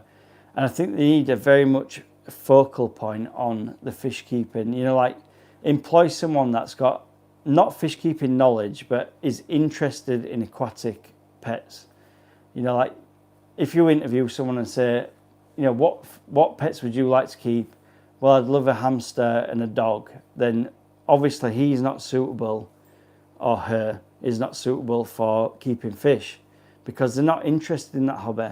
If someone walks into your interview room as a manager and says, I absolutely love Congo tetras, and I used to keep some Bozeman eye rainbows as a kid, or we had a goldfish, then that guy is the one that you focus on and say, look, we've got an opportunity for you. We're going to be keeping these fish to sell to local customers. See, I've never got the concept on, because obviously I've got a fish room and I'm very much into fish keeping. In the UK, we get heavily questioned when we buy fish. So if I walked up to a tank in, say, Pets at Home and said, I'd love to keep that, say, Phantom Tetra, the automatic response to that is, what size tank have you got? Well, it doesn't really matter what size tank I've got. It just really matters what level of fish keeping I am. So if you say like a Phantom Tetra, or say like an albino Kore, I'd say, to me, as a fish keeper, as a kind of business thing, they're quite basic fish to keep. You know, like if you've got basic knowledge in a cycle tank, then you could probably keep them. Whereas in the same shop, you might have like, I don't know, say like African cichlids. Say for instance, you might have Malawi cichlids, which are very violent when keeping the wrong groups together. So if I said to you, you know, I walk into the shop and say, I'd love to keep them Malawi cichlids, especially the yellow ones, you know, like yellow labs or whatever like that. The first question that I'd ask a customer is, you know, have you ever kept them before? Do you know where they're from? And this is what I've always got this like gripe of. It doesn't matter what tank you've got. It matters how much you know about fish keeping. I could keep, well, you've seen in my fish room there, I've got over 400, including the breeder boxes, 400 German blue rams in a 40 breeder. But I know how to monitor and control that tank. Like if you give that to like a new fish keeper, like they'll be spiking ammonia, the nitrites will be going through the roof. They wouldn't know how to manage the tank, and that's the difference. You know, like how long have you been fish keeping? It's not what size tank. You could have a 1,000-gallon tank and you want to buy 2 panda cories. But if you buy 2 panda cories for that 1,000-gallon tank, then you know it is what it is. Like it's not going to be what it is. I don't know. It's a difficult one, but I think very strongly against pets at home, and it's not because of the fish that they keep. Like the PetSmart, we get people like KG Tropicals. He always badmouths sort of like PetSmart and says, "Oh, I won't go there for my fish. I won't do this." But the reason why he wouldn't do that is because it's not because of the fish quality. It's because of the staff. The staff can't look after the supply and demand of fish that they've got in. It's nothing to do with the fish that I've got, because we'd still buy the same fish. Like I could go into PetSmart in America, I could fly out today and buy like, I don't know, 3 Bozeman from PetSmart, flying back to the UK, and I could easily look after them in this tank. Like feed them well, make sure they're wormed, make sure they're all like looked after, they'll be fine. And that's because I know what I'm doing. It's not because of the fish are shit. It's because the staff don't know and they're not trained. So it's a bit one of them, isn't it, Rob? Like, I don't know, like Pets at Home in the UK is very universal. They do dogs, rabbits, whatever, guinea pigs, very similar to PetSmart. I've bred a lot of fish. The Praecox rainbows that I'm breeding at the minute, they're from Pets at Home originally, and then I've bred the parents out to make my own strain, and then bred them to make my own fry. So I don't think it's the fish. I think it's the staff. I don't think they're trained enough. So Christopher Seahorse saying, you know why I take $15 for my guppies males. Well, that's a good price. If it's homebred. Rob's saying, I've had a bad experience with them. I've told them to get male betters, 2 female betters in the first time. Yeah, so you always get the Rob's just saying there, when you go into like somewhere like Pets at Home or PetSmart, they very much question you. Like it's hard because you could have Jeremy Kyle or Donald Trump. Donald Trump's got 1 fish tank in his Oval Office, and he's never kept fish before. He's had the water in there for a day, and now he wants to keep and breed better fish. Whereas like I could come in behind him and say, well, I've got 92,000 fish, whatever, and like I've been breeding fish for 10 years. It's difficult. Like the staff got to like weigh that up. Chris Seahorse saying I bought fish to my work interview at my LFS. Oh, do you work at your LFS, Homer? That's pretty badass. Were they good spawn? It's so hard. Like I don't want to badmouth anyone really, because I'm the humble guy. This is what I keep saying to people. I'm the humble guy. I'm just a fish keeper that likes to chill out and do whatever. And I think the Pets at Home staff are very much. If you're in the UK and you walk into Pets at Home and you walk around the shop, there's never anyone on the fish bit. But if you leave the fish bit and walk to the dog bit or the cat bit, like the aisles, there's always someone there.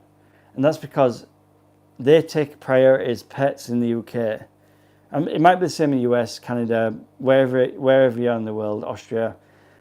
Cats and dogs are very much pets, but fish are very much like ornamental, hence why we call them ornamental fish. And I think that you get more care and support for them. Like you can't walk into Pets at Home in the UK and say, I need a vet immediately, my fish has got ick, it's going to die in the next 10 minutes. But you can walk in there and ask for a vet for a dog and they'll sort you out. Like I had that, recently I did some videos, maybe 6 months ago. I was struggling with a German Blue Ram. He was the fucking boss. Like he was the best German Blue Ram I've ever had in my life. The dominant male, he had the hump, the stripes, every colour you wanted. And I tried everything. Like I made videos on it. I tried reaching out to the world on YouTube. I Googled it. I tried veterinary services in the UK. And there was literally no help, like nothing. So I took it upon myself to take human penicillin antibiotics, which were in a powdered form. And I was mixing that and measuring it into like a 10 millimeter solution every day. And I was feeding it to the tank trying to solve this problem with this germ blue. I couldn't think of anything. I tried everything. I tried salt. I tried water changes. I tried even human antibiotics. Couldn't figure anything out. And it's so frustrating. Like as a fish keeper, like you just want that. Like if you had a dog, right? If you got a dog like a German Russell, whatever, Jack Russell, whatever, you can get on the phone and say, look, he's got a growth coming out of his head. It doesn't look good, or his ears a bit weird, or whatever. Can you help me out? And they said, yeah, bring it in tomorrow. It's fine. When you're a fish keeper, it's different. You've just got to figure it out, and that's the way it is.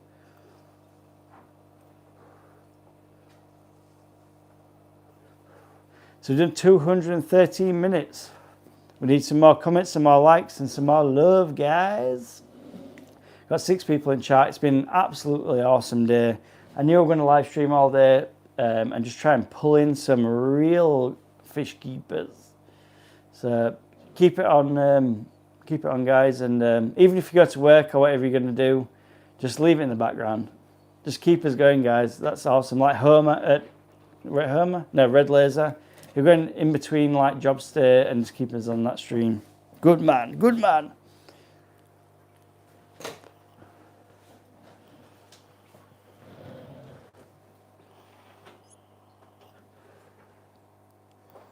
Who's still in the chat?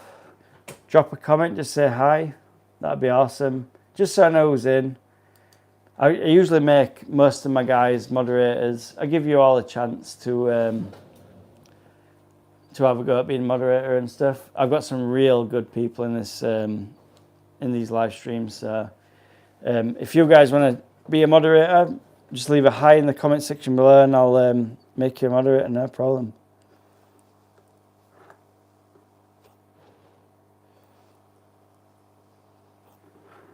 I'm just checking up on my channel on the old Apple Mac. I'm surprised we haven't had Rob in today. Where's Rob?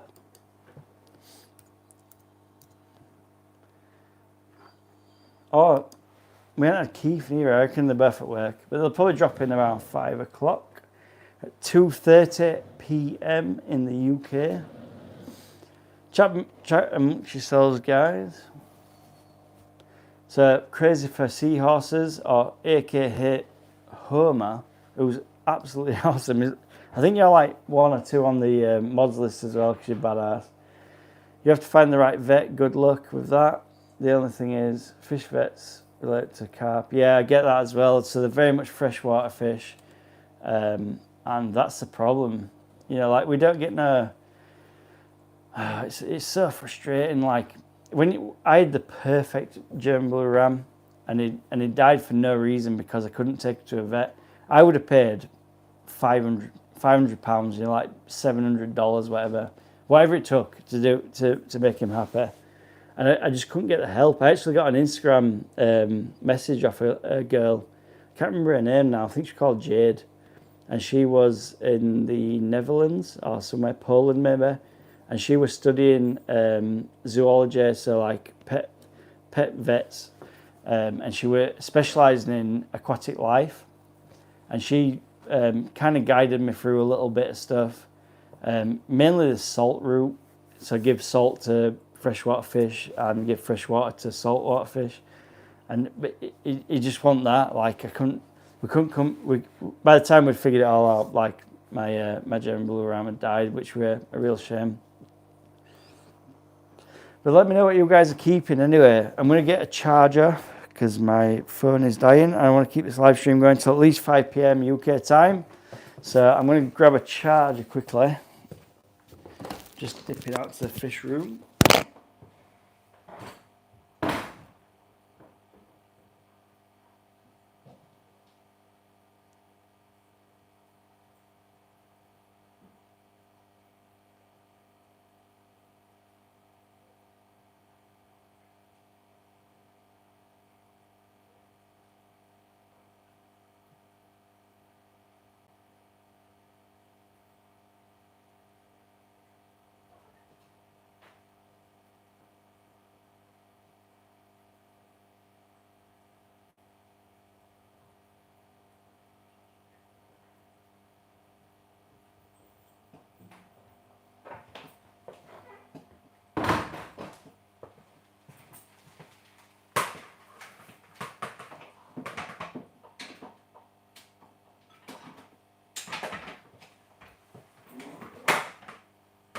Sorry about the noise.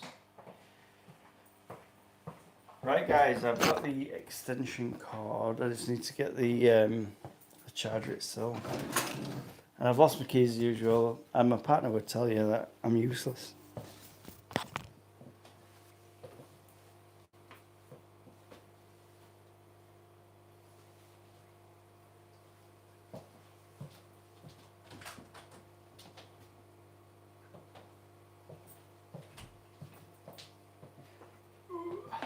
I'm going to have to cut the mic off so the sound quality will drop slightly. But I'm still behind the camera and it should be good to go. So I'm just going to pull the mic out, guys.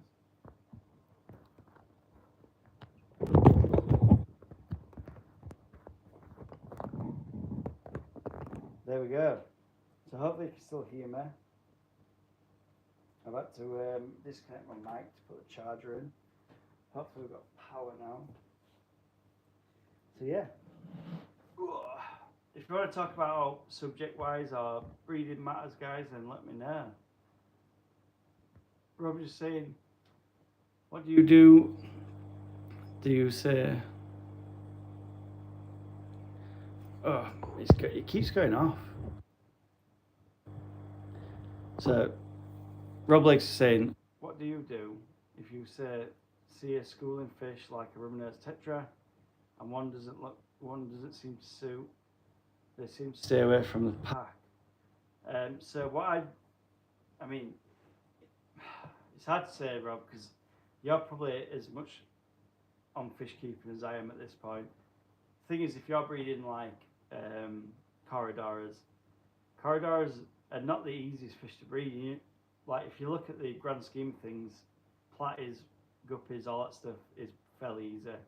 If you're breeding egg layers like corridoras, then you're fairly up there. You know, like you can breed pretty much anything. I'd probably say like if there's one staying away, that to me it's a cull. There's a reason why they stay away, and I'd probably pull that fish just for pulling that fish sake, and see how the pack goes. It's a bit of a difficult one to answer that one. Rob Legg is also saying, do you intervene or let nature take its course? Could you elaborate on that, Rob? In which way and what sort of how would you like? Could you explain more about that? Chris Seos saying, is it just one thud that stays away from the pack? Yeah. So Chris Seos trying to answer the question there, and he's also saying as long as the tetras look good. If you could explain that more, a little bit in depth, Rob, on your next one, then about intervening or letting nature take its course. I'm assuming you've got a pack of tetras and one of them's swimming a bit weird, or maybe bent spine or something like that, is not doing so good.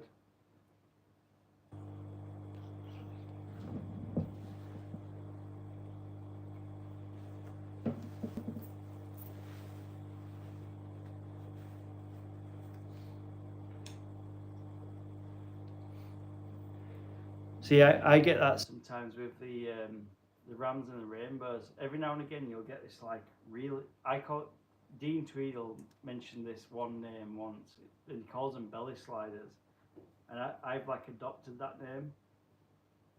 So every now and again, you'll get this, AKA belly slider. That's kind of not doing well, or you'll get like, say if you've got 150 German blue rams, you might get 5 belly sliders, and they're the ones that you cull out. It sounds horrible and harsh, but so Rob's just saying now, Rob Legg's saying, do you move the fish or leave the fish? I always seem to get one that doesn't link the pack, and I wonder if, yeah, so in my eyes now, so that's more descriptive. I would pull any fish that are not running with the pack. Yeah, say 1 out of 10. Yeah. So Rob's just saying there, yes, 1 out of 10 fish is running a bit weird or swimming a bit wonky or bent spine. Yeah, I'd pull the 1 or 2 or 5 or 100, whatever it is, out of the tank.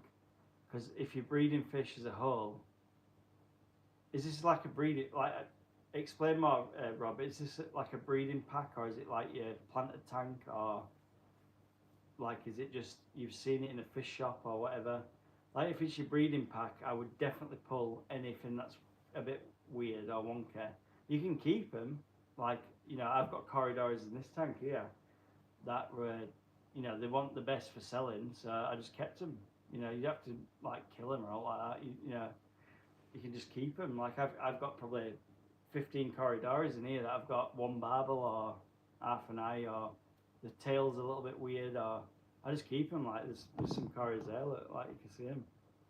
All the weird and wonderful, you just drop them in here. Like, they'll live a good life. They'll eat good, brine shrimp, bloodworms, whatever. But yeah, like if you're breeding fish, you need to pull the weird ones out. That's for sure. Because the thing is, the genes run on. So Rob was saying it's a planted tank, not really breeding this tank. If it's just your planted tank, Rob, I'd leave them in there. Just let them live the life out. You know, like if you're breeding for profit or something like I do, then yeah, pull them. But if it's just your tank that you've got set up, whatever, just let them live. Do you know what I mean? Like, I see these channels all the time. They're like culling out fish and shrimp and what, going wild about it. Like, you know, you don't need to kill them. Well, it's an animal at the end of the day. Well, it's not. It is, but it isn't. You know, you don't need to kill them. Just, I don't know.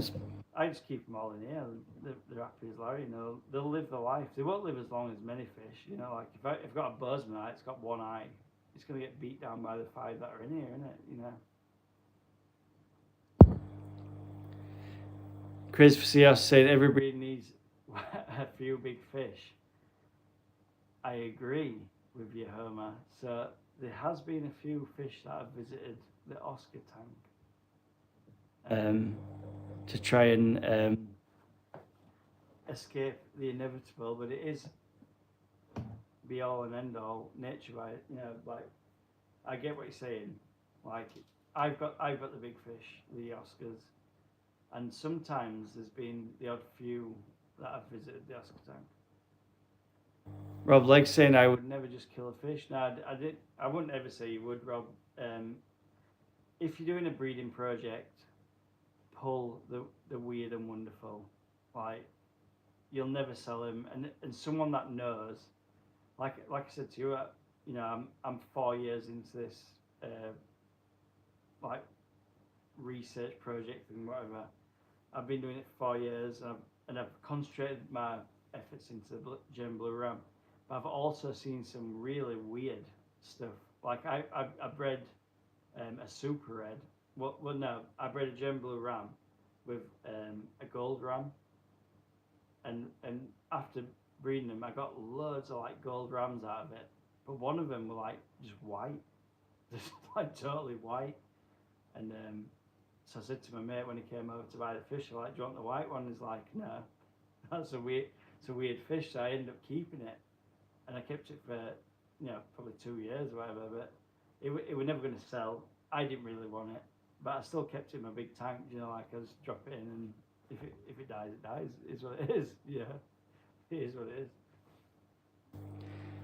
So we've got. Is it Vinolski?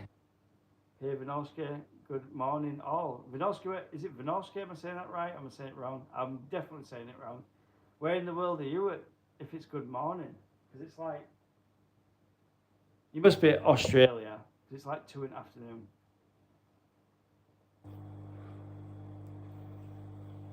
In the UK especially.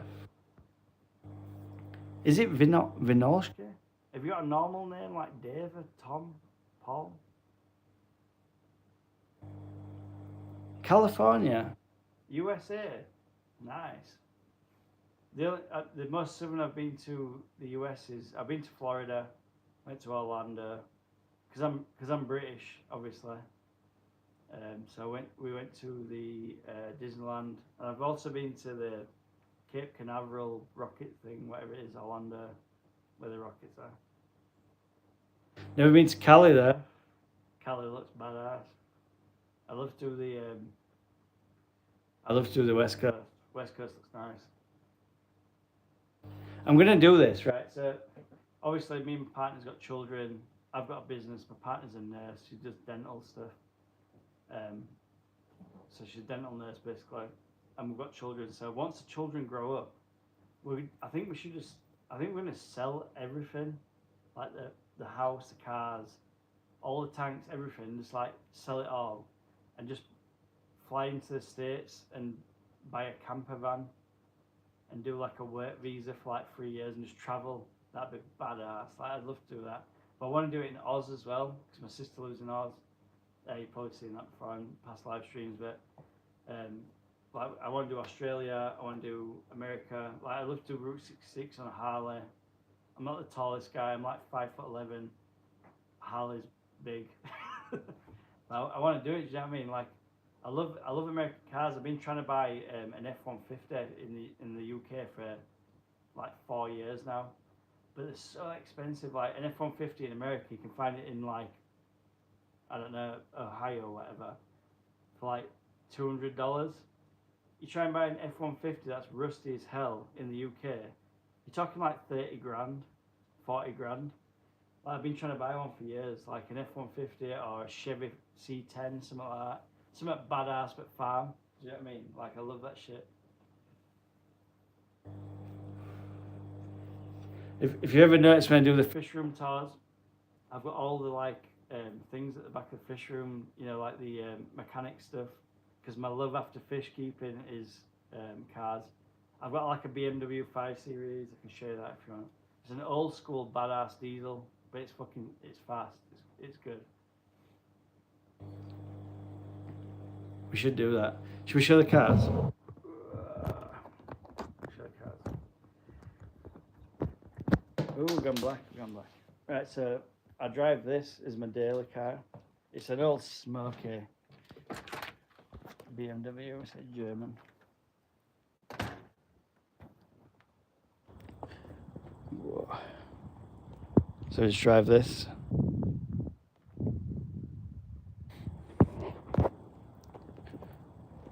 The old German cars. It's all leather. It's pretty badass to be fair. I use it as a van. Like I drive the car as a van. Like, check out the boot. That's just tools and shit. Drive a 5 Series BMW. But yeah, so after fish keeping, like my cars and stuff, I'm after like some really nice American cars. But in the UK, it's so expensive to buy. Like even the basic shit. Like I wanted a Comet a little bit ago. I love drag racing. I love the American everything. Harleys, whatever. Love it. Tell me what you drive, guys. What do you drive?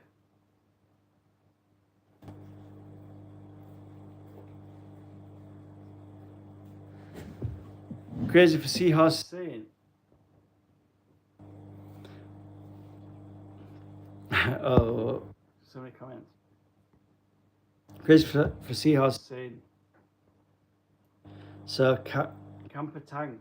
The thing is, my 5 Series is a touring, so it's got a 700-mile range, which you guys from the US will think that's like I'm just popping to the shop to get some newspapers or whatever.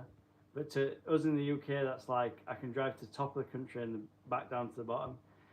Chris Seahorse saying $2,000 the V8, $2,000 transmission. Yeah, so mine's an inline six. That one there's an inline 6 turbo. It's fast. Like I've modified it, EGR delete, straight for exhaust. It's got like the map chips and everything. It's so fast. Like it's a fast car. You're saying still the steering wheel's on the wrong side. Yeah.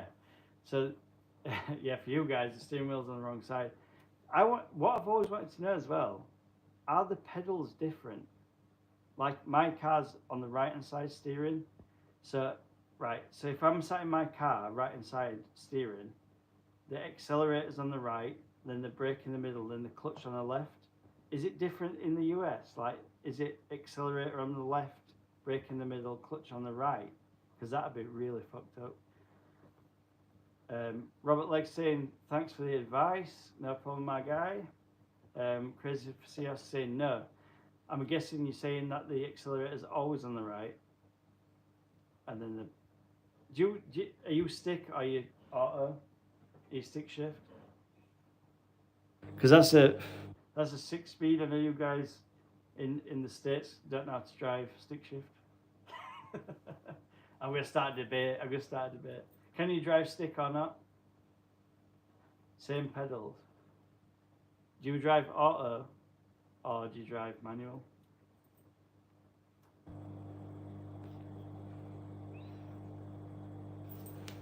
I'm guessing auto.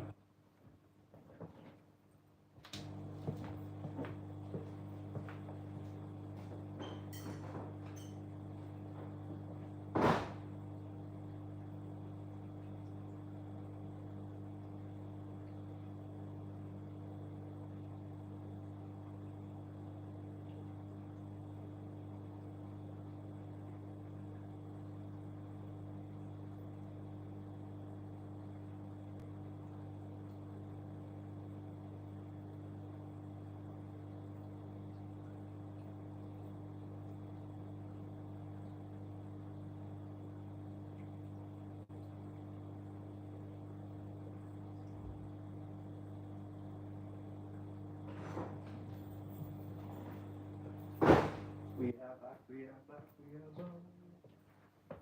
What we got comments wise? Crazy for Seahorse saying same pedals.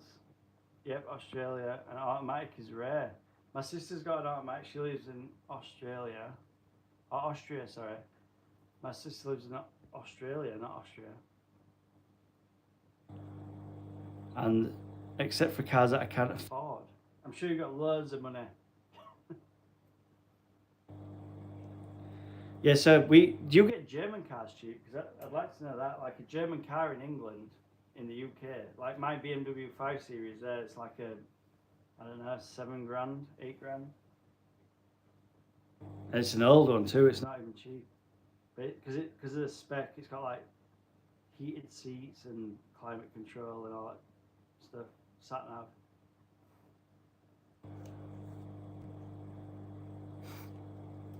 It's very high spec one.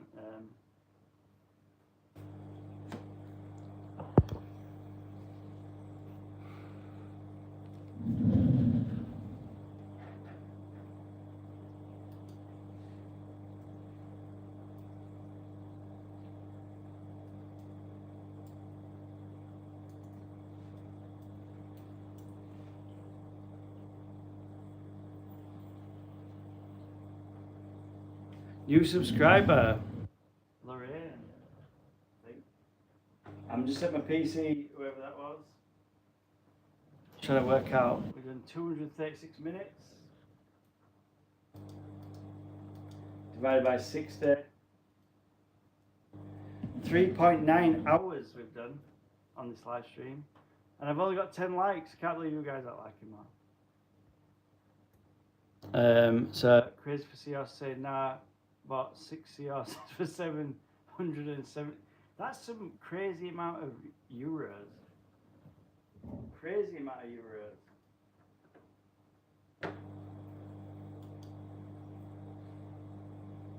€700. This is the thing about the saltwater site as well. It's very expensive.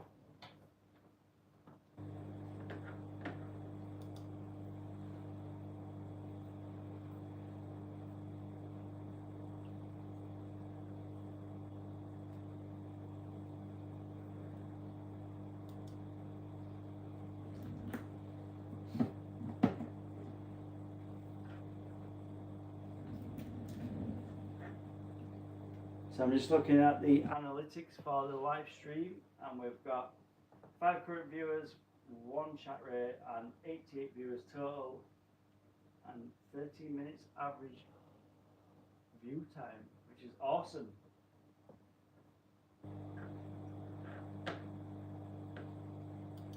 got to say I've upgraded the camera.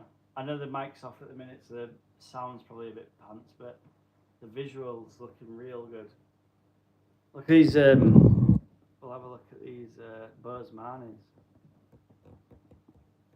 Oh man, they're too fast. And the red as well.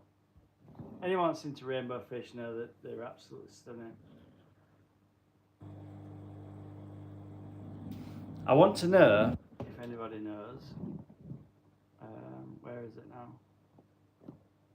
I've got a new plant. Yeah, so I figured out this was hydrocotyle. I'm not sure which one, but like it grows like runners. Also, Home was just saying, but I breed them as an investment. That's fair play, bro.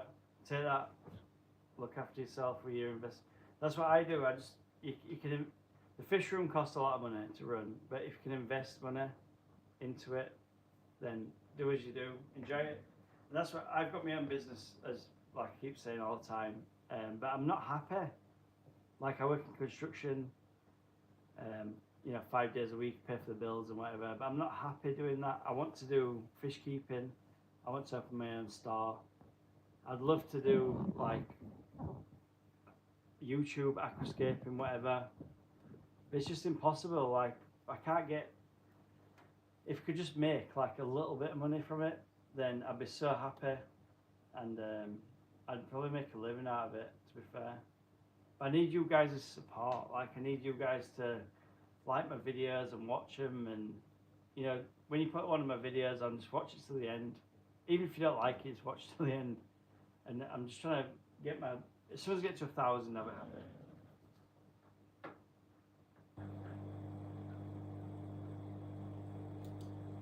It's so hard though. Like there's so many good YouTubers out there. I think my productions are pretty good. I wouldn't say they're expert or awesome or whatever, but I think they're all right.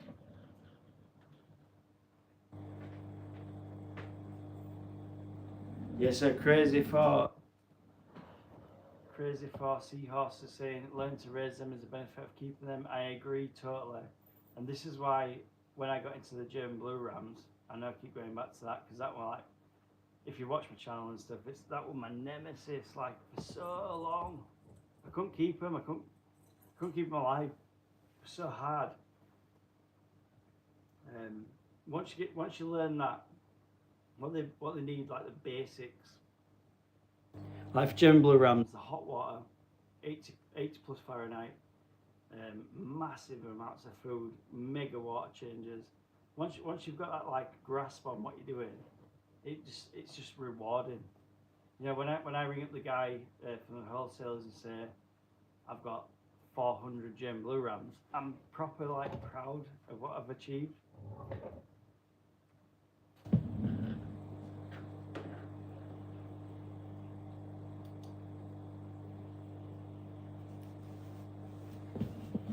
I'm just having an intermission, guys, and I'll be back with you.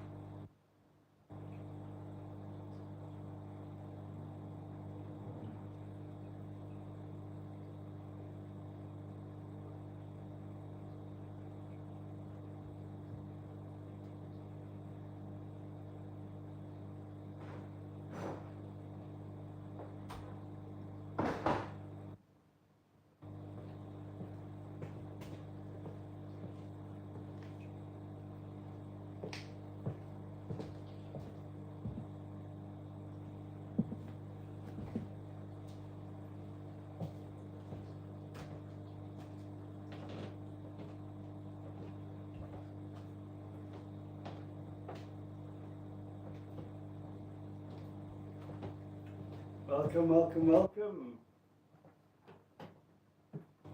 Hope you guys are good. I'll catch you in the comments in a second.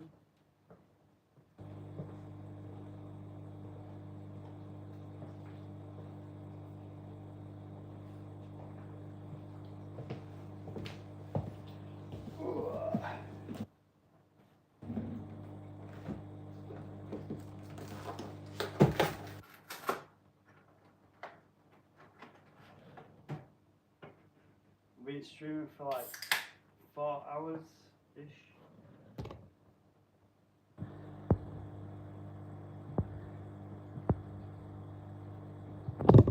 So I need to get back on the comments.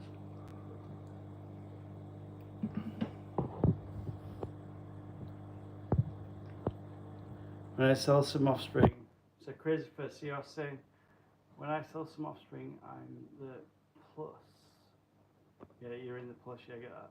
He's also saying, learning to raise them is a benefit to keep them, get that. I currently got 2 juveniles. What, Thad? Are looking good. THAD.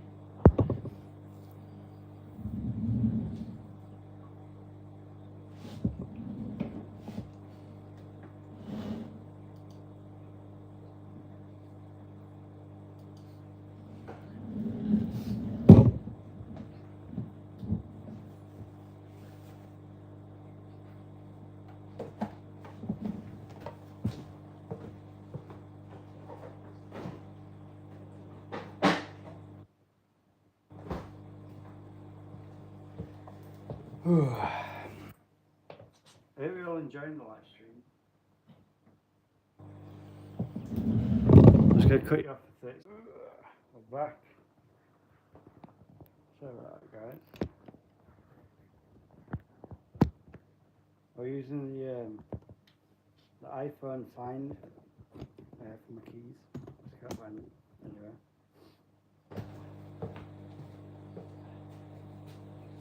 I think I found them there now. Just got my car keys on the steps there. One moment, guys.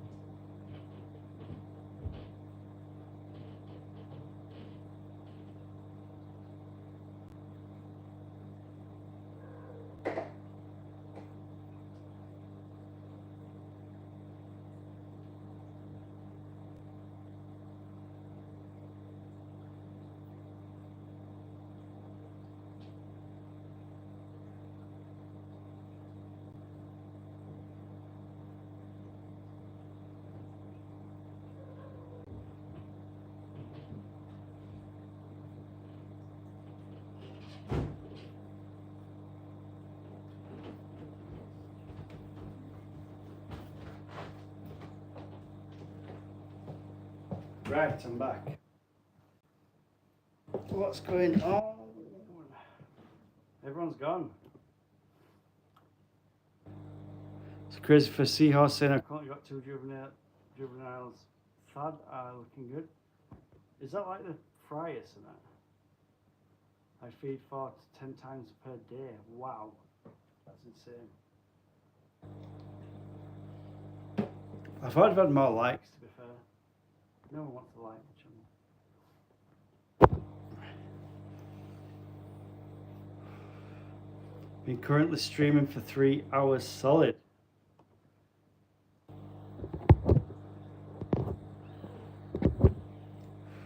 Free 10 PM in the UK. I'll just call it quits in a bit.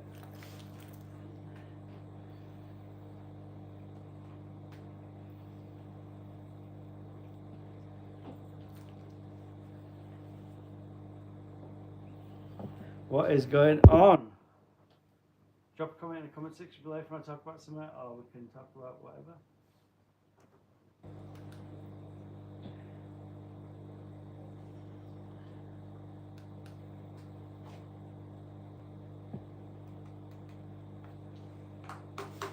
5 people watching. Leave a like, leave a comment, and definitely subscribe.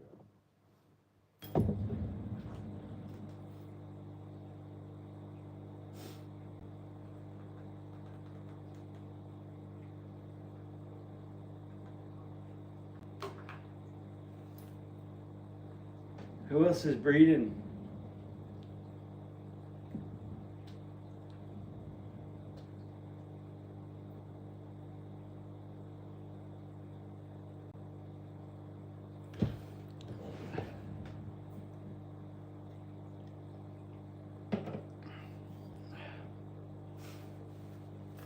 What's going on, guys? Who's still in the chat?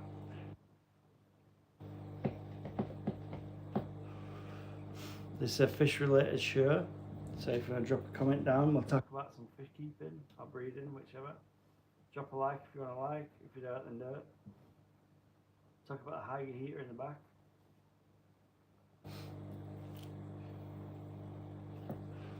This is my rainbow tank just here. 550 litres. Got the Bozeman Eye rainbows, got the red rainbows. I've got the turquoise rainbows.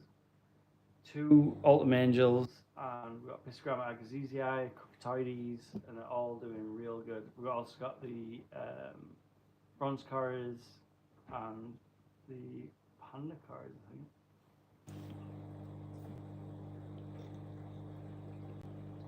So leave a comment. Let's talk about what you're breeding and what you're keeping. So this tank is 550 litres. It's a dual. I think it's 10mm glass, maybe 10-12mm glass. I've got a Tetra 1000 canister filter on there. I've got a wave maker on a tapo plug, so that comes in like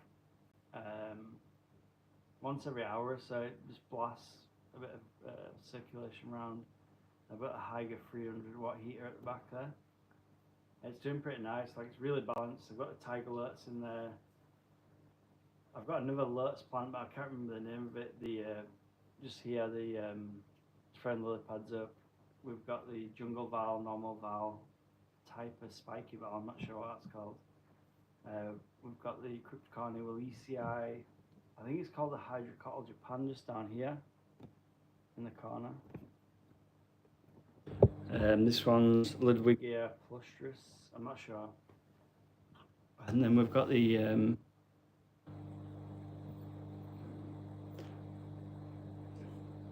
Amazon swords as well. Look at the cats. Cats keep eating that. We've got the long-haired domestic cat there. It loves drinking out the top, but I put like a mesh lid on, so she keeps eating the peace lily. But you're not allowed to go there. She keeps eating the peace lily all the time. She's a pain in the ass. I think she's trying to catch the fish, but I'm not sure. She likes to eat the leaves off the peace lily, which is really strange. Like if you watch her.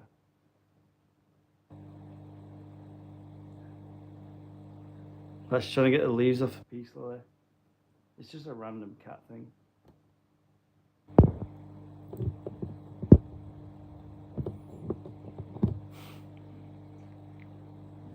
And then she wants the angelfish. There she's going now. That's the tank that I've got.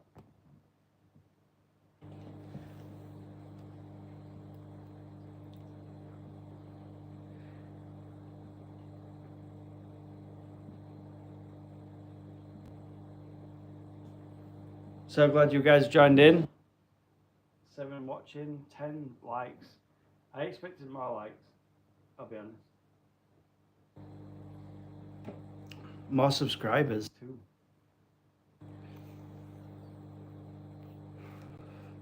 Right guys, I'm going to cut this live stream short, so I will catch you on the next one. Anyone that's in the chat that wants to say bye, then say bye now, because I'm going to get off. I want to say thanks to Red Laser. Awesome bit of content. Christopher C. Horses, also known as Homer.